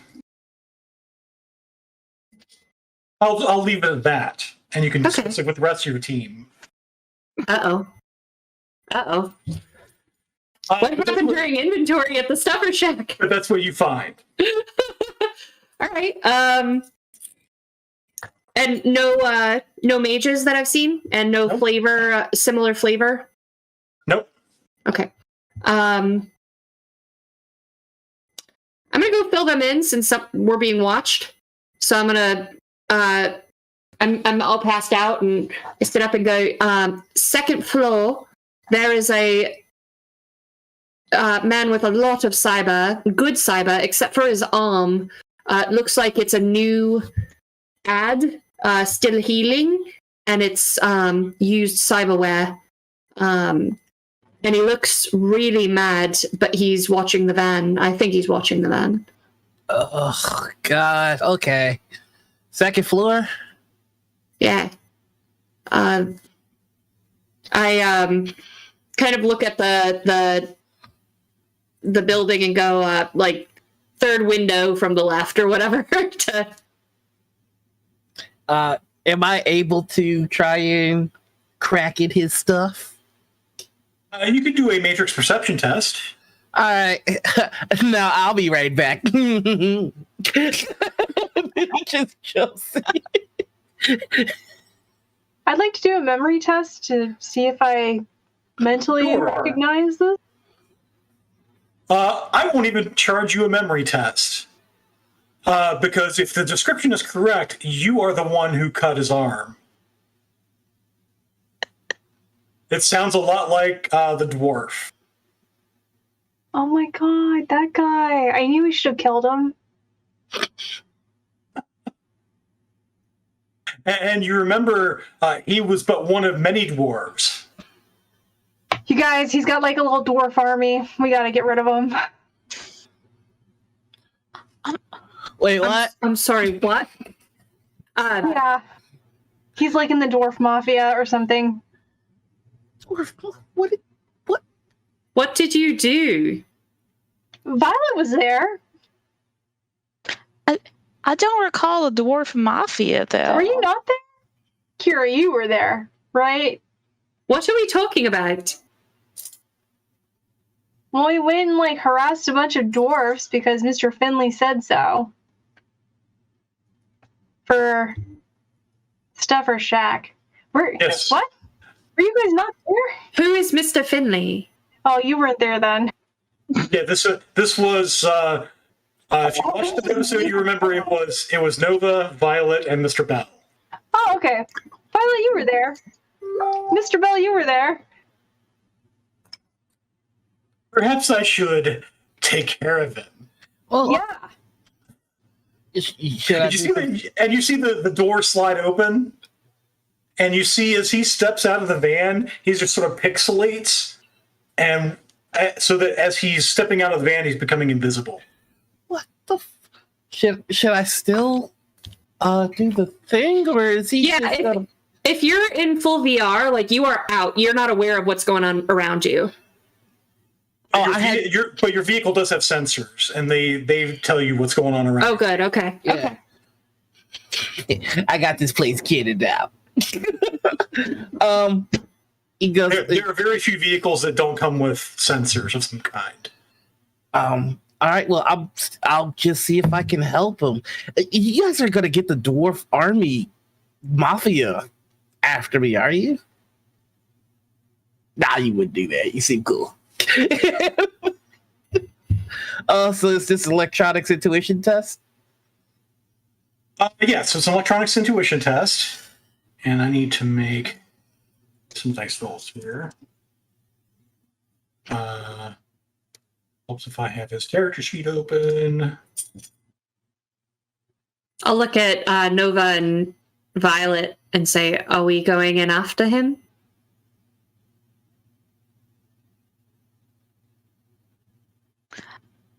kind of feel like we have to at this point. I mean, at this point, I feel like he's long gone. We should just let him go. Oof. Not knowing what to. Oh, go ahead. I'm sorry. I was just letting them know I had 7 Sure. hits. Ooh. So you scan that particular apartment, and you are sure you come up with no signals. So I can't No hack icons. I can't crack anything in there. Okay. So There's either nothing to crack, or there's stuff that's way too well hidden. Spicy. I'm sorry. Go ahead and finish your stuff in VR. I'm just gonna pop out and be like, nope, nothing I can do. So I'll leave it all to you guys. I'll go ahead then and turn he's behind glass. He shouldn't be able to sense thermal. So I'll go ahead and turn Violet and I invisible. Okay. Here come all the rules. I need to shut down all of these artifacts and NPCs so I can see my screen. Okay. You know, all the ones I pushed to you guys at the beginning of the session. Yeah, I spread them all out so I could see everything, and it's just in my way now. All right, here's the first invisibility. Go. 5 hits on Violet. Okay, so give me a drain roll for that. You got it. Boop. Okay. I'm fine. My invisibility. 6 points. Okay. Drain. Another drain. Boop. I'm good. Okay. And then, of course, I'm going to do my increased reflexes and my armor. So I'll start taking negatives here soon. So you have 2 invisibility spells you're holding up. You'll be holding up a increased reflexes. And then when you cast the 4th one, it's you're only sustaining 3, so there's no penalty. Right. It's if you want to cast anything else, it'll be. Oh, okay. All right, then we're good. Okay, good. I love that ability. Yes, it's way better than it was in 5th edition. Increased reflexes, 7 hits. Holy crap! But I only want to keep. I never remember how many I keep. 2 or 3. Yeah, I think you normally keep 2 or 3. I think actually, let me make sure of this. I think you can only keep 2. I think I get the better benefit when it's even, if I'm not mistaken. Well, there's a limit, which is what I'm looking up. There's a limit to what you can sustain with focus concentration. Mm. The spell cannot have a modified drain value of 7 or higher, so you can only keep 2 hits. Okay. And use focus concentration. All right, cool. That works for me. So it's a drain of 6 to soak. Here we go. Drain. Boop. 4. Let's look at my roll, though, if there's anything I want to do. It's a whole lot of 3s. Yeah, it is. So it's 2 points. I'll take it. Okay. It's not a wound modifier yet. Yeah. And then my armor. Armor.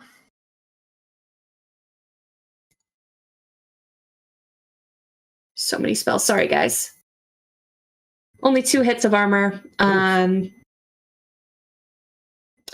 going to make my drain roll and then go like, I was casting too fast, and then try it again. Okay. Hang on a second. 1, 2, 3, 4, 5. Okay. Slick will give you judgmental eyes like, You can't see me because I'm invisible, so sorry. But I heard you. It was to myself. Oh, All right. Okay, armor. There we go. 4 hits. I like that better. And then roll another drain test. You got it. All right. Okay. so much magic happening in the back of your car right now. You sure you're not coming with us, Nova? Yeah, I think he's doing the right thing. I'm more concerned about everyone around him, not necessarily Mr. Bell. Hey, Mr. Bell, you're just gonna go take care of that dwarf guy, right?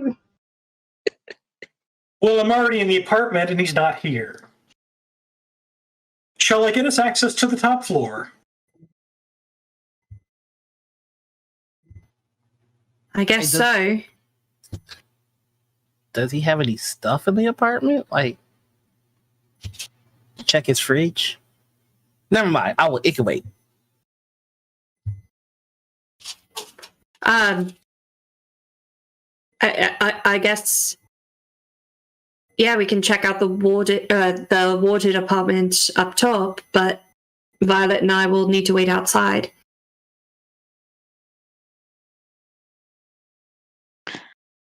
Let's go check the apartment if it's empty, and we can get an idea of who we're dealing with, maybe. And don't forget, Mr. Bell, that don't go through the front door without dropping any spells you have active, because that hurts. So the 7th floor apartment that you tracked this signal to was not warded. Remember, you went in and you looked around the apartment.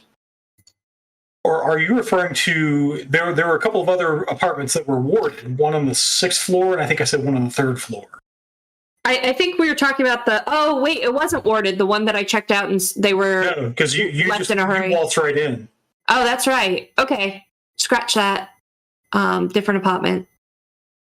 You should be good to enter. We should all be good to enter.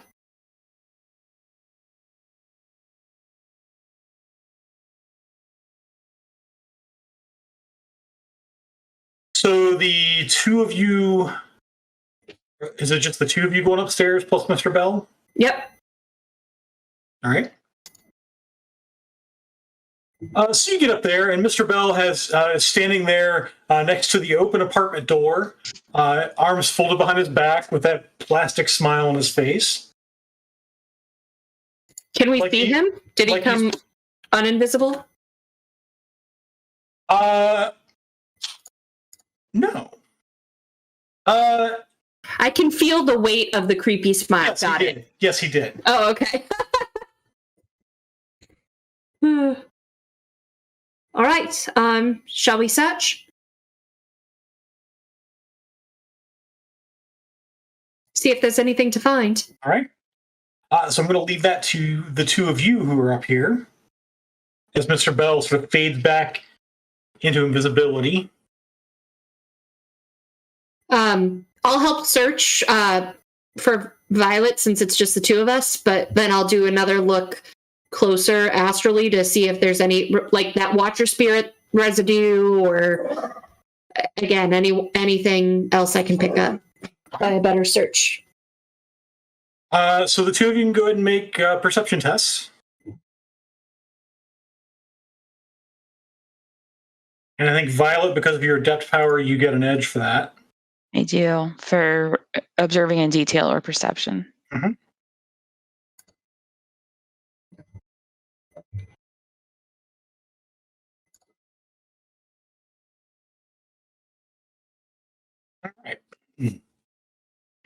All right. So you guys are sort of looking around. The place is, it hasn't been ransacked, but it's clear that the place was packed in a hurry. Mm-hmm.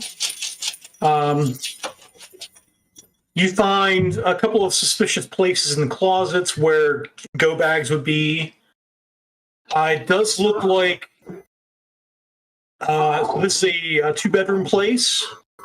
You do see that there are, in addition to the beds having been both beds having been slept in recently, you also see some cots on the floor. You estimate probably 5 people were sleeping here. So we've got a team.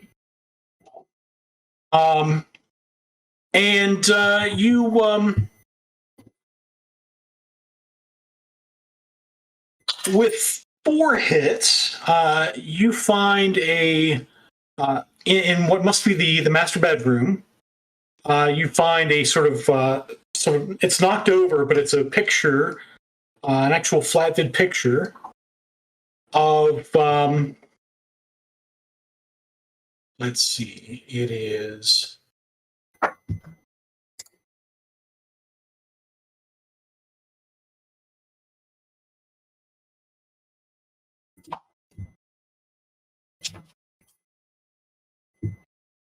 This guy. And sort of clinging to his hip is a young girl who you think might have been a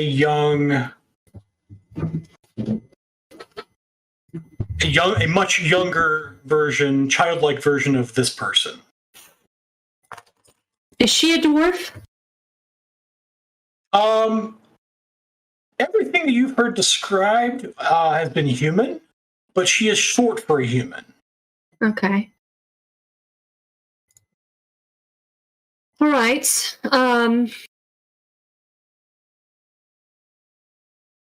I'll make sure to take a picture of the picture.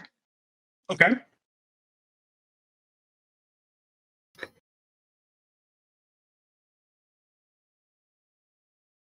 All right. Mr. Bell, anything from you? It looks clear. I'm going to do my astral search too.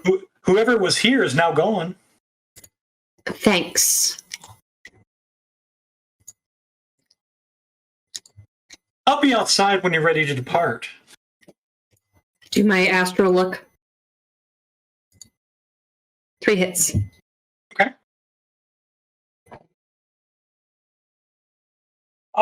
Yeah, with 3 hits, I mean, it's hard to see much in the astral. You do see there's some emotional residues that sort of match. This is probably the place where this woman lived.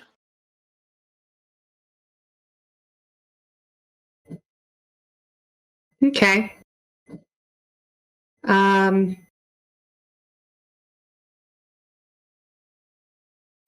All right. But you don't sense any spirits or watchers hanging around. Okay. All right. Nothing to find on the astral either, Violet. How are we close to the museum at all? Or does this seem like a safe house kind of situation? Let me see here. It'll be the Metroplex map. I'll show that to you guys. So you guys are in Auburn now,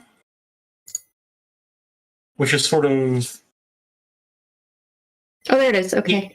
Sort of east central. Yeah. And the museum is in Bellevue, which is sort of just east of downtown. So it's a fair drive. This doesn't. I mean, if it were just her living here, you'd think this is her place. It does look like the others who were staying here was sort of, hey, we need a place to stay. So more home than safe house. Yeah, it's like the house that or the apartment you live in, and the entire family stops by. Yeah. Something like that. Right. So are we thinking that this is her apartment? Oh, I'm sorry, Bob. Go ahead. You also find Violet a leather-bound manuscript titled Lanema Book.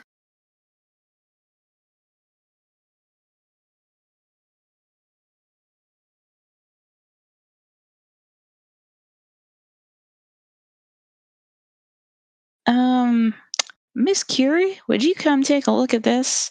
Make sure I'm seeing the thing I'm seeing?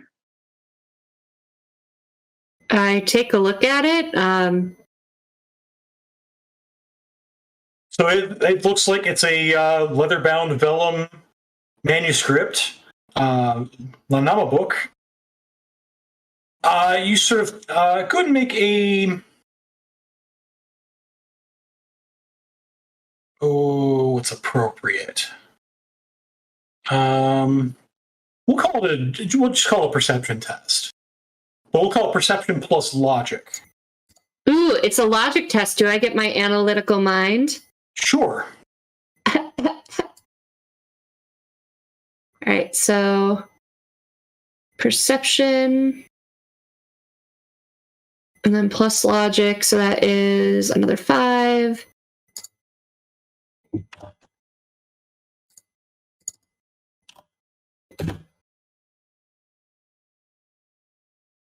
So that's 4 hits. Yes, you're sort of leafing through this. It's in Icelandic, so unless you've learned Icelandic recently, you can't read it. I mean, But looking at, you sort of piece together enough, and the two of you sort of collaborate and find essentially Google Translate. And what you do find is that this copy is from the mid-13th century. so it is a legitimate copy. It's not a forgery. It appears to be a legitimate copy, But it not the copy appears to we be- want. it appears to not be the copy that you're looking for. So, Or at least not the copy that's on auction. right. So that means that likely this team is after the same target and was planning on doing a swap, much as we had mentioned.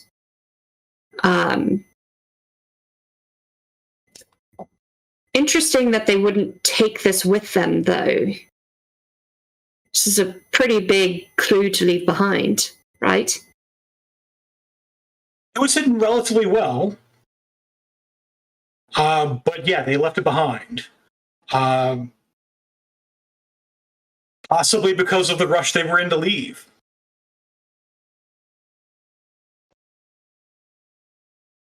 Bob, I'm not crazy familiar with the rules around watcher spirits. Can I call one and have it put it in the place where this was stored? So watcher spirits are they are a ritual. Oh, okay. So you have to know the watcher ritual and use ritual spellcasting for it. Okay. Could I theoretically do another remote service for another spirit and leave them here in that spot to tell me when? Yes, because in 6th edition you are allowed to have multiple services, Right. multiple spirits on call. Okay. So I'm going to just do a force 1 because I want it to be itty bitty. And whatever hidey hole this was in, I want it to stay in the hidey hole until either they're dispersed because of the next sundown, sunrise thing, or someone opens that hidey hole and then it tells me. So that way it looks like the apartment is empty, but when they go to the hidey hole, it's not. All right, here we go. Summoning.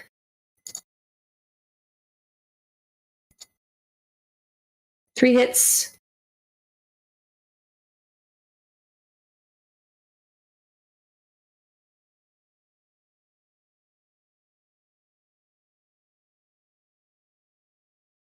Okay. So it pops up. I give it my command. And then thank you. And look at Violet. And so they're not here, but we know at least one of them is still or was still in the building. So do we thought, I summon another spirit. Okay. I love being magic. What kind and how big? We're going to do another water. Okay. Because I'm starting to get this affinity, so give me my extra 4 dice. 6 hits. What force? 4. 4?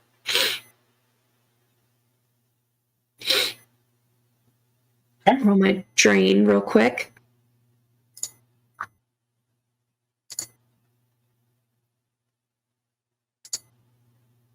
Cool, I'm good. Okay. I'm gonna show it the aura I saw in that man that was watching from the window. Find him. Okay. Please.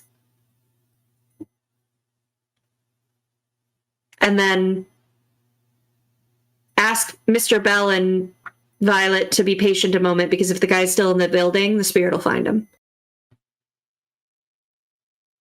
So it does not find him immediately. It in fact departs the premises. All right. He's not in the building anymore. Not sure how he would have. Hey, Slick. I'm gonna call in my subvoke so you actually hear it. What? Slick. Yeah. Can you check any parking lot cameras or cameras for the entries and exits, and see if you saw anyone leaving since Violet and I left the car? Oh, checking the CCTV should be easy enough. Do I know what vehicle I'm looking for, or am I just gonna be rewinding? Person Oh, a person leaving the building. Okay, yeah, I can do that. Give me just 1 second. If you find any information about a vehicle, though, that would be pretty cool. I could track where they're going. But no worries. Yeah, let me see here. I would like to go ahead and hack the CCTV, and I should also mention that one of my knowledges is Seattle streets and physical security. Okay. I'll give you an edge for that. Okay. Are you doing this subtly, or are you busting in like Kool-Aid Man? I've been a little reckless today. Maybe it's time to do things a little old school, but nobody needs to know that, though. So, like, that's fair. I'm still gonna do it with my flair, but actually, it's gonna be old school. All right. So, what do I need to roll for this? This is going to be a cracking plus logic test. Ooh, can I use my analytical mind for this? Yes, you'll get an edge for that. I'm starting to learn.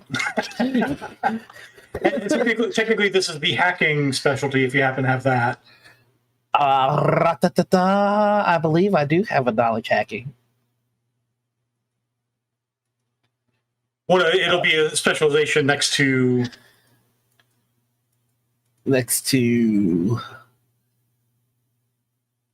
Is it next to the cracking skill? Do you have do you have hacking next to it? Oh no. Okay, never mind. Okay, so you get an edge for the knowledge skill. You get an edge for analytical mind. Yeah. And Tech has been kind enough to grant you an additional edge for being cautious. All right. I don't think it's an issue yet, but beware, the maximum edge you can have at any one time is 7. Okay.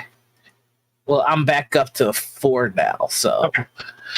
I got 3 hits. I hope that's good. Let's see. So. My control ring is, I don't know if that comes into this, but my control ring is 2. It does not. Okay. Ooh.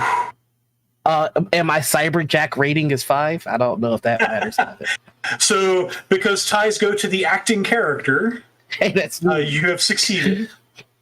But you do have some Overwatch score now. Are you going for user access or admin access? Give me that admin access, baby. Okay.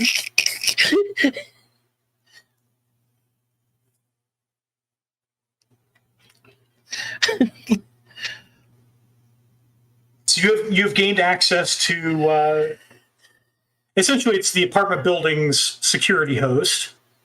Okay. Oh. Okay. So if does that mean that like I could get information on the tenants? Because I would love to pull apartment 3 in the top apartment's files for their contact information and vehicle information. Okay. This will be a matrix perception test. Okay, which is electronics and intuition. Mm-hmm. 4. Yeah, so you find, in fact, you find that the entire building is owned by a Zoe Leland. So Leland. Just all right.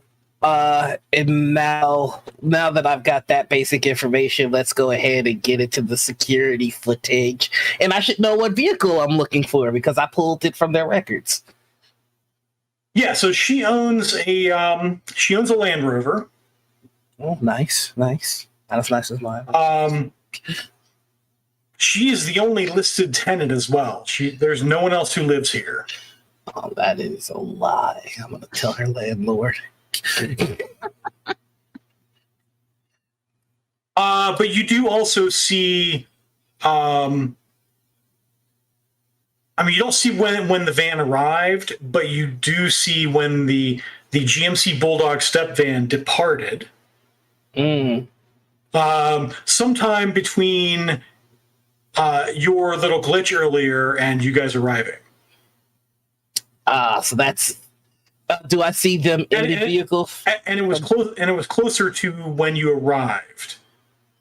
We actually drove around, and what happened was it came back around back and drove off after picking up the guy that apparently was seen. Oh, okay.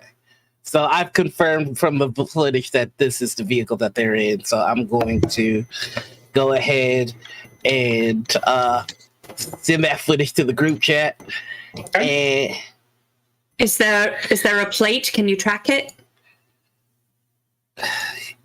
yeah. Give me just a second. It's not like Overwatch is gonna murder me or anything. What's your score at? Like 5? Let's see. You don't know what it's like. I'm gonna see if I can zoom in on the footage. It's CIS style. Enhance. Hack the planet. And see if I can get that sweet license plate number. So in the I don't have it up right now, but in the brand new hack and slash book from Catalyst Game Labs, there is a cinematic matrix action called Enhance. I'm tempted. In fact, we're close enough to the 10 o'clock hour that we'll go to a 10 o'clock break, and when we come back, we're gonna introduce everybody to the Enhance action. Oh no! Cool. And welcome back. So I promised you before we went on break. So in the new book, Hack and Slash, that just came out, I think this week, there is a section under Matrix Actions that lists a few what they call movie Matrix magic that are the more cinematic actions. Among them is the computer virus, which is the Independence Day movie reference, and Enhance, which is the one we're going to use now, because Slick is trying to enhance the license plate on the GMC Bulldog step van. So Enhance is a legal action, but you are still accruing Overwatch score because you have an illegal access. But the action is an electronics plus logic. Ooh, that means So you do get your edge from your analytical mind. Right. So it requires user or admin access. And it says sometimes the TRID footage is unclear, or maybe the audio is coming through garbled, but a quick shot of enhance, and suddenly everything becomes clear. This matrix action can be taken on the same turn or the turn immediately after performing a matrix perception test, which you've just done. Hits on the enhanced matrix action are added to the previous matrix perception test. Oh. So these 5 hits that you just rolled are added to the 4 you got before. Nice. And sure enough, so you have your cyber deck. You're sort of typing away, and you get to typing, and eventually the pixels become clear, and you get a license plate. I really wish you all were a little bit more knowledgeable so you understood how impressive this just was. He just wanted to. And then he's going to send you a shot of a crystal clear license plate. And it's even corrected for like the viewing angle. It's corrected so it's just straight up rectangular. It looks like a brand new plate. If I had a few more minutes, I could even make it 3D for you, but Great job, Slick. Thank you. If it looks like a new plate, it might be those things that you can change your license plate. Do you know what I'm talking about? That riggers use. Is mighty so something? Yeah, it does occur to you since you have experience with vehicles, Slick, that I mean, it could be that they have a spoof kit, which includes a morphing license plate. Is there any way for me to verify that? Not really. That's kind of the idea of it. Right. Okay. I mean, you can verify based on your enhance action that they probably have one. Okay. So yeah. But the idea of it is that you're not going to track it back to what the original was, short of actually hacking that vehicle. Any word from either of my spirits? Actually, yeah. Yeah. Oh, and also for the record, I'm out of the net and I'm resetting the deck. I'm not gonna. You're good at remembering to say that. Good. That's good. Not gonna get me caught up. Because I did just put your new Overwatch score up, so now it's reset to 0. So your 2 spirits come back because they found both the woman and the man you were tracking. They're both in the same place. They are in. They are on the road. And they actually sort of wait. So it's part of why it takes a little while longer. You're probably waiting there a good half hour or so before they come back. But you're sort of seeing this flood of vision going through your head as you see the path these spirits are taking. Eventually, they end up kind of in the same place, and they do see. They see there are 5 people in the Bulldog step van. They're all fairly clearly dwarves, except for the woman who appears to be either a tall dwarf or a short human. And you eventually track them as you're waiting for where this van ends up. They do end up in a hotel in Bellevue. All right, so I'm going to bring up on my comlink. I'm going to start like Google Maps, where you just kind of follow the path that like this is where I want to be and end up because I know the way, and find the address of the hotel and ping it to Slick. Okay. Yeah, because you're not really under stress. You're able to sort of go back and forth between visions and looking at your comlink, and you're able to plug in the essentially directions because the spirits can't read street signs. So you're sort of counting streets, counting landmarks, and you do find that you do find an address for the hotel. Okay. And when they stop, that's the point when the spirits pop back to you, and they've dismissed their services. None were mages of the 5? They've had time to sense them. Yeah. So I'll give you this. So we've got some. So the woman is mundane, moderately weird.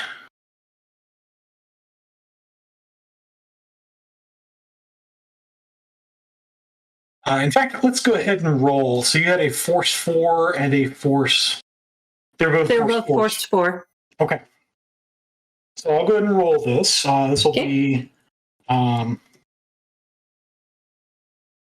just to see what you're able to get, and I'll give them a 2 dice bonus. Okay, so that's about right. Okay. So the woman has a sort of a moderate amount of wear. Essence is smaller than the spirit's essence. Makes sense. Let's see, the driver. I think this is the driver. Yes. The driver is mundane. His essence is smaller than the spirit and has mostly headwear. Okay. So she would have been sitting in the passenger seat, and then the 3 in the back. One of them is the guy you sensed before, and you get back the same information. Yeah. One of them is a mundane with a lot of headwear. The headwear looks a lot like Slick's headwear. Hmm. Boom, boom. And the last one is mundane, essence larger than the spirits, and nowhere. Okay. So we've got 5 of them. Decker, a rigger, a street Sam with the one I described earlier. Mm-hmm. We've got the what's her face? I just closed her window, so I don't remember her name. That we've met before, and we've got a mundane without anywhere that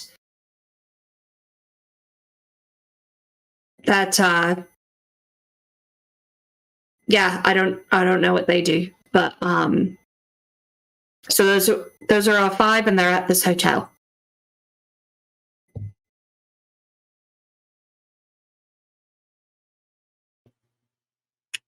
Right?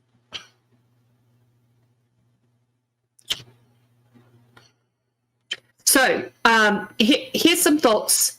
Do we care enough to go after them? Do we use this decoy that Violet found to swap with the other one? Because if we swap ahead of time, ahead of the auction, then there's no risk in us not getting the item, and we can see who else is bidding on it. In the meantime, we are going to be a target for this team once we have the item. But I mean, we have to find everybody that's interested. I thought we found the team that was interested. we found some that are interested. We don't know who else might be bidding on this. Oh. I like both. Do we have time for both? You still have that day. You still have that day and a half. It's just after. It's probably about 1 a.m. Tuesday morning, and the auction is Wednesday evening. We go sneaky swap now and then go beat up those people after. Or we can use those folks as the distraction. If they're doing the same sort of thing that we're doing, there's a real good chance that they're also going to be there. Should I tip security off to their presence? I don't know if we have enough information yet, because if they don't have their decoy to swap anymore, it makes it a harder run for them, theoretically. But I think I like the idea, Nova, of going sooner rather than later, because without their decoy, they went to this hotel, but they might, knowing what we're after them, they might do it as soon as possible too. So we might run into the runner team while we are liberating the actual manuscript. So it's either go to them and stop them first, or perhaps be compromised when we have to fight them at the museum. I mean, we know where they are. I do like swapping it out ahead of time. See if we can get ahead of them, since they're already missing this decoy. That they may try to come back here to look for it once we leave. All right, so here's a thought then. I know where they are, so I can go in the astral and keep an eye on them, that they are at the hotel, while you do the reconnaissance on the museum and see how best to pull this off. I can check in with you every 30 minutes or so, because I can get there quickly. But that way, we know if they're on the way or not. Does that make sense? Does that work for you, Miss Nova? This was your plan. Yeah, it sounds cool. All right, I'll see you in 30. I mean, you just really got to stop doing that. So you're gonna project again and go where? I'm going to the hotel to keep an eye on them. Okay. How long are you gonna keep an eye on them? 30 minutes. And then check back, and then go, and then check back, and then go. So you're counting on, where's your body going to be at that time? Are they staying here? Good question. I would assume the museum, but I don't know that for sure. So after leaving my body, I will return to my body and go, where are you going? Where are you going to take my body so I can get back? Wait, are you guys asking me where I'm driving the van? I was just gonna. I mean, I don't really have any plans for the evening. I was maybe gonna get some donuts or something, or 17 today wasn't enough. Was there something I was supposed to do, or if you guys are doing the reconnaissance for the museum and we're doing that tonight. Oh, okay. Then yeah, I could drive by there, and then let them do reconnaissance. Yeah, where are you going to park the van? What corner? That way Curie knows where to go. Oh, yeah, well, I have to find the parking spot I feel, It's really important that you figure that out really quickly, because if she can't find her body, I guess she's basically dead and you killed her.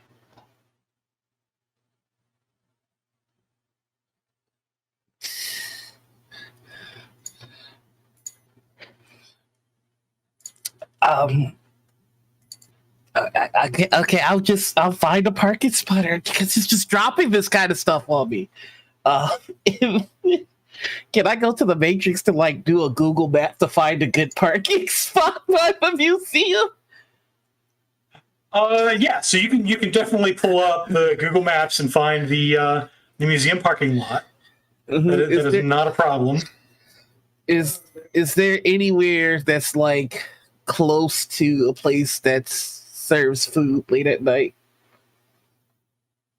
So this is in downtown Bellevue, so it's not really that kind of neighborhood. Mm-hmm.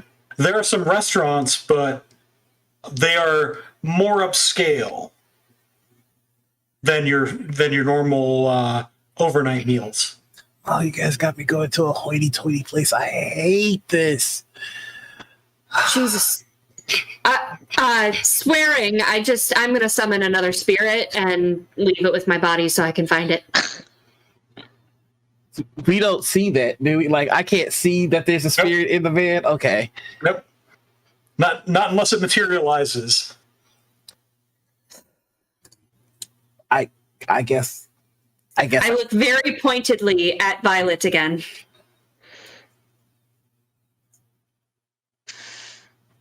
I feel like something's happening. This is another Force 4 water spirit? No, I'm going to do a Force 1 because it doesn't need to do much. What are you laughing at? Oh, nothing. So go ahead and soak 2 drain, and you get 4 services. I'm scared, but okay. Which effectively it's going to be remote service because it's away from your consciousness. But it's just essentially guard your body. So yeah, and if they're going to be near the museum, I can go to the museum, which should put me back in range to find my body. So, all right. I'm rolling drain. That's what I was doing. Mm-hmm. Okay. Okay. All right. I'm cranky now, but I'm gonna go ahead and go astral and go to the hotel. You're going to the hotel. Okay. Yep. Find him. And I guess I'm driving everybody to the museum. Okay. Yeah, I hope you guys are picking it for gas, but So Curie, you get to the hotel first. I'm gonna ask for an astral test. Okay. Non-sensing or non-astral signatures. Non-signatures. Okay. Actually, no. Go ahead and roll the signatures. Okay. That's fine. Because you're trying to track specific signatures. I don't like that. I'm gonna post edge. Okay. So I'm gonna roll 9 dice. Okay. Boop. All right, 5 hits. I like that much better. Okay. Okay. So this is a fairly high-class hotel. And you find that the full exterior of the hotel is warded. The full exterior is warded? Mm-hmm.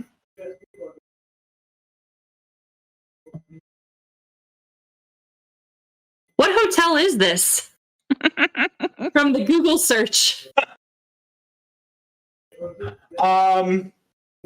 It's like way up. It's upscale from Hilton. Let me find if I pull the right book out, I can find the hotel. In Bellevue, it is since I didn't write it down before, it is the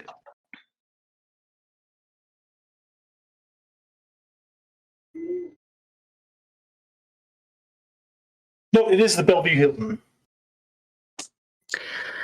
I'm getting crankier by the minute. So It doesn't look like it's a strong ward, but it does look warded. So here's what I'm gonna do then. I'm getting mad. So how many entrances and exits are there to this hotel? So there are the rooftop exits. There's there's basically front entrance, back entrance, and a couple of side entrances. Can I, if I manifest, can I take a look around the parking lot for the bulldog? So you don't have to manifest to do that.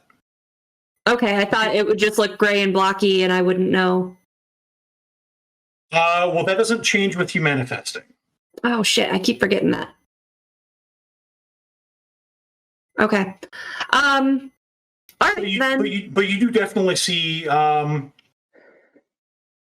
You don't see it immediately, but you do sort of take a look down because it's there's an underground garage. But that garage is not sealed. So you're able to fly through the driveway and such, and you fly down, and you definitely find what you think is the bulldog. All right. How And far? you can tell it's kind of tucked out of the way, like they don't like maybe the valets don't want it to be seen. How far is the hotel from the museum? Like 3 blocks. I hate that. So, okay. Here's what we're gonna do. I currently have the Air Watcher non-watcher spirit active, which is a Force 1. I have the Force 1 that's watching my body. Yep. So and the Force 4s are gone because they finished their tasks. That's right. All right. Ready, Bob? We're gonna go a little nuts here. So Right. I am gonna summon because I can summon basically up to Force 18 worth of creatures, correct? Of spirits, right? It is 3 times my magic rating. It is 3 times your magic. So we're gonna call up enough Force 1s to cover every entrance or exit and the car.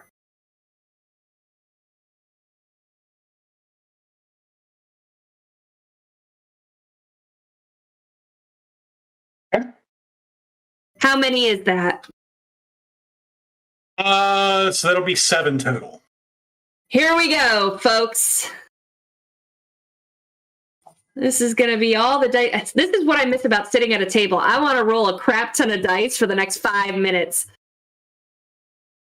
So to save us some time, I will assume since you are rolling against Force 1s that Yes. you're able to summon them. Yes. You don't need a whole lot of services. They're just basically going to be here until sunset. Yep. And at most, they're going to have 2 drain each, which you can buy off. It's not a problem. Yep. So you pull up your 7 spirits. So now you have 9 Force 1 spirits in various stages of service. And I give them all the auras that I'm looking for. The one thing to be careful about is that a Force 1 spirit has all mental stats 1 and astral skill 1. I'm going to give it a very simple one then. And okay. So what I'm going to do then is the one guarding the bulldog. Mhm. I'm going to give it the aura of the rigger. Okay. There's a chance she doesn't leave. Someone who's going to go, assuming there's going to be a fight, is going to be the Street Sam. So I'm going to give the aura of the Street Sam to the rest of them. Okay. And then I'll keep an eye too. I'll kind of like keep my cascade for the next 30 minutes until I go back to my body. Okay. So you go back to your body. And by this point, since you've been sort of hanging around and doing reconnaissance for half an hour, that's long enough for you guys to get to the museum. Okay. The museum, incidentally, is closed because it's now 1:30 in the morning. Yeah. I really hate my museums. It's a shame.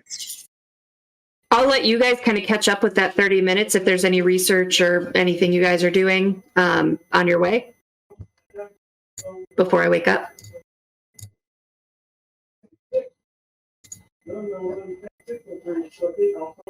So we have Slick is driving.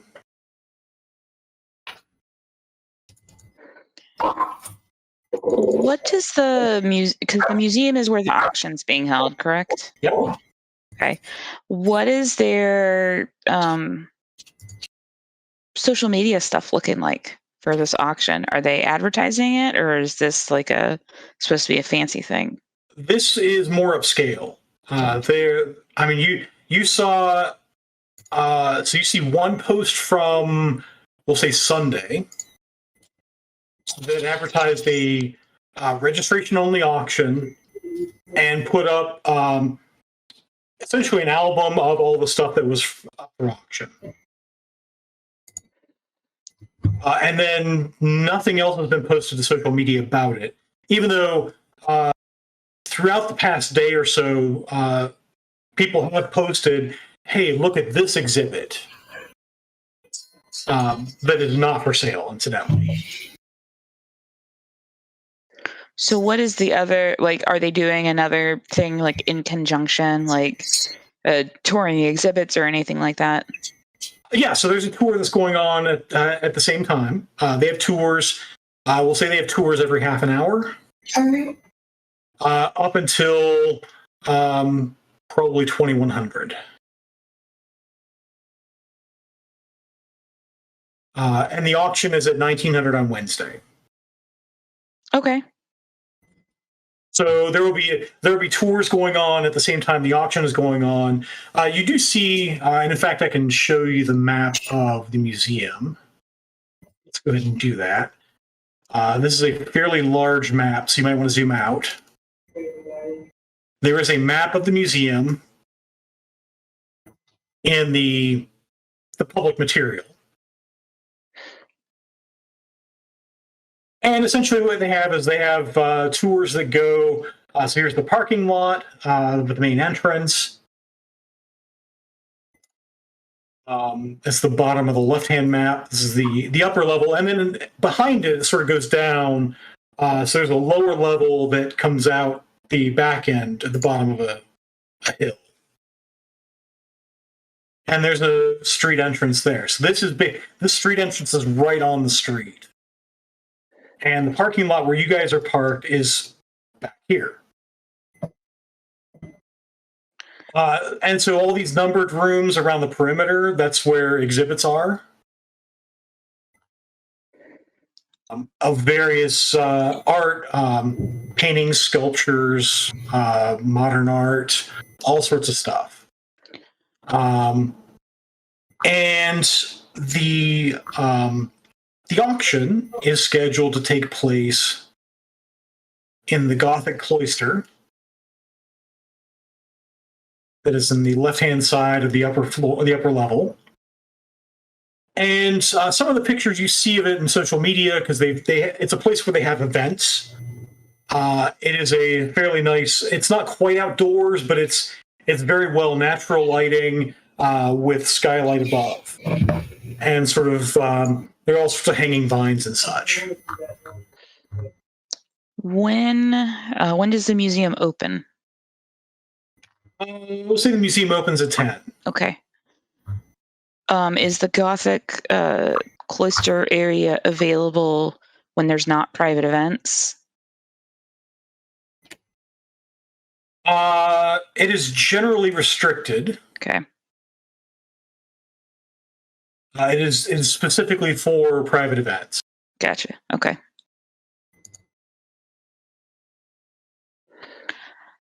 So I'm going to share with the team.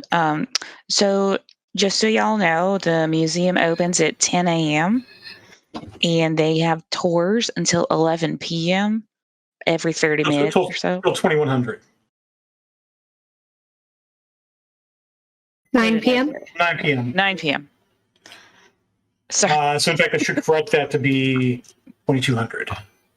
10 p.m. So the last tour departs at 9 p.m. and the tours ostensibly last an hour. Okay.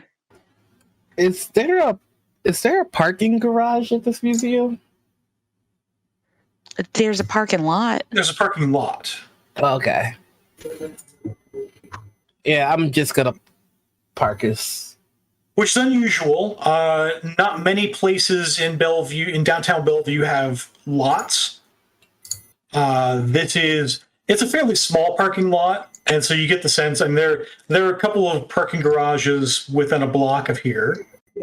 You get the sense that if it gets busy, the parking lot will get full and people will park at the parking garage and walk. Yeah, you know what? In that case, I'd like to not be so obvious to park at the parking garage a block away. Okay. That's a good plan. What is the protocol for them auctioning off these items? Are they stored in a specific place, or are they on display in these different areas? So they would not go on display until the... you think they wouldn't go on display until the actual auction. Because they're not part of the museum's collection.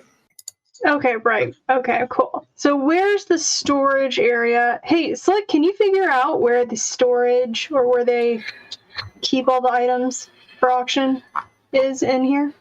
Yeah, let me just finish parking. All right. Let's get to it. And I'm just gonna jump in the matrix and try and get that information. And while Slick jumps into the matrix, I'm going to look at Nova and say, we should get him some more donuts, I think. Do you know what? Yeah, probably. You know what kind he likes? Yeah. So while you're doing this, that's when Curie makes it back to her body. All right. Any news? Everything going all right? So Fran Slick is looking for where they might be storing the items before the auction, and we got a layout of the museum and tour schedules and operating hours, and where they're going to hold the auction is their fancy room. I was thinking it might be if we could do some sort of flash mob or something in the fancy room, but it looks like it's reservation only. So. Mm-hmm. Do we have any information on their night security? Guards, cameras? They don't put that on social media, so I don't know. Oh, I thought I would have thought that Slick went in and looked at. So there was some information. You did find some of the locations of cameras, and there are plenty of cameras inside here.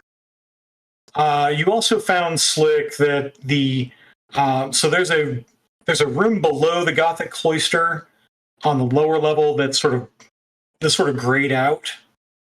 That's one of the restoration areas. It's also storage for if they're going to have some special event in the Gothic cloister, that's where stuff's going to be stored. Okay. Am I able to jack into these cameras and see, since I know where they are? You're going to have to hack the museum host. And in fact, I think we're going to do that next time. Since we're at 10:45. So I do want to take a quick 5-minute break while we tally up the winner. And welcome back. I think we have our winner. Yes, we do. Drum roll, please. Guys, help me out. Okay, Noir's helping me out. Noir, you're a friend. Our winner is Chaotic Blade 5. Yay! So please, congratulations. Please watch your Twitch whispers that are up above the chat, because we'll be reaching out to you for your email address to get you your reward. So thank you. Thank you for tuning in. Thank you for being active in the chat and playing with us. Really appreciate it. And yeah, congrats. That's a good prize. I liked this one.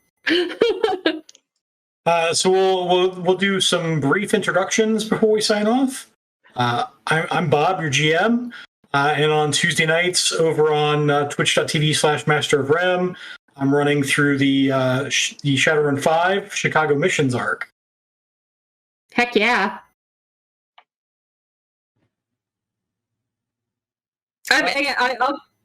I'll go next, I guess. Yeah. So, hi, I'm Rem. I am the CEO of Rem Alternus. We are a streaming channel, and we also do, so we're on twitch.tv/Master of Rem, and then we also do Kickstarters for small gaming publishers, big gaming publishers. We did Shadowrun. I can't say small gaming publishers anymore. So that's really cool. We do audiobooks. We manage audiobooks for Shadowrun as well, very closely tied with Catalyst Game Labs.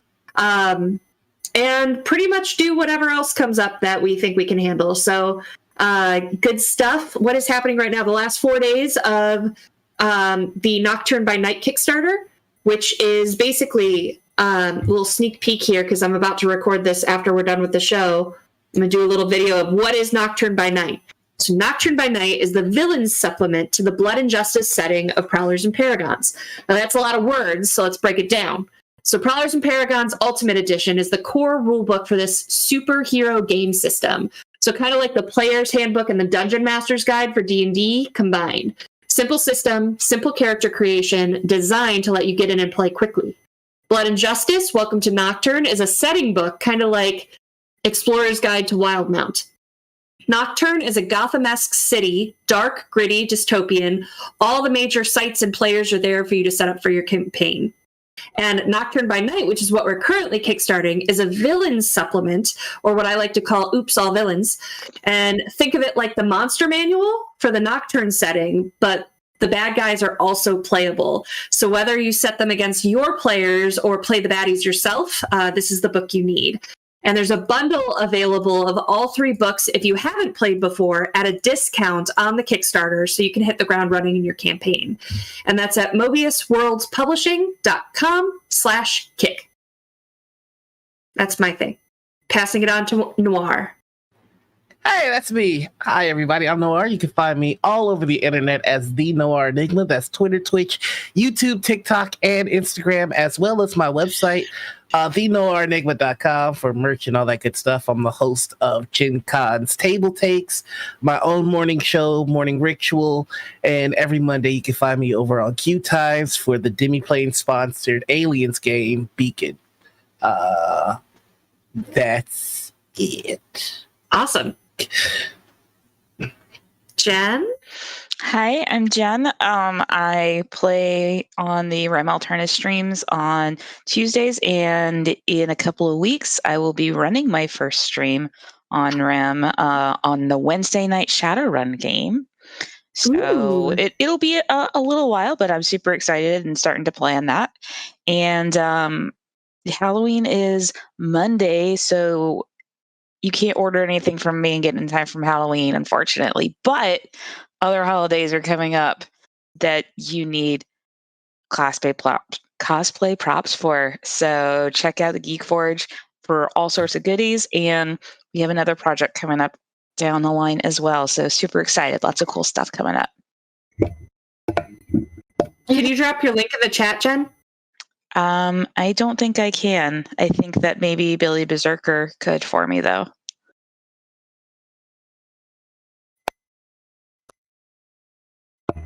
Perfect. And Amber, how about you? I am Amber.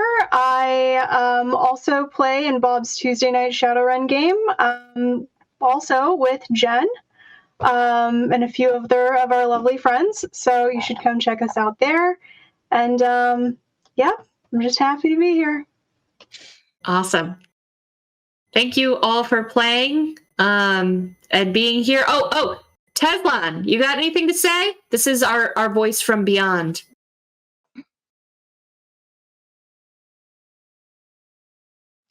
Watch Rem is what Tezlon says. Twitch.tv/Master of Rem. Tezlon runs Paranormal Albany, which is our Dresden Files RPG using the Cortex rule system on Monday nights. And he also, every other Wednesday, runs Shadowrun Denver on our channel. So it's 6th edition living campaign that takes place in Denver until Jen takes over and starts running a game for us herself, which is super exciting. And then Tezlon gets to play. Yay! Ooh. Awesome. Anything else, Bob? I think that's it. Thank you, everybody, for joining us. Thanks to the players for making it fun, and thanks to Tom for keeping us all on track. Heck yeah. All right, everyone. See you next Have a great week. night.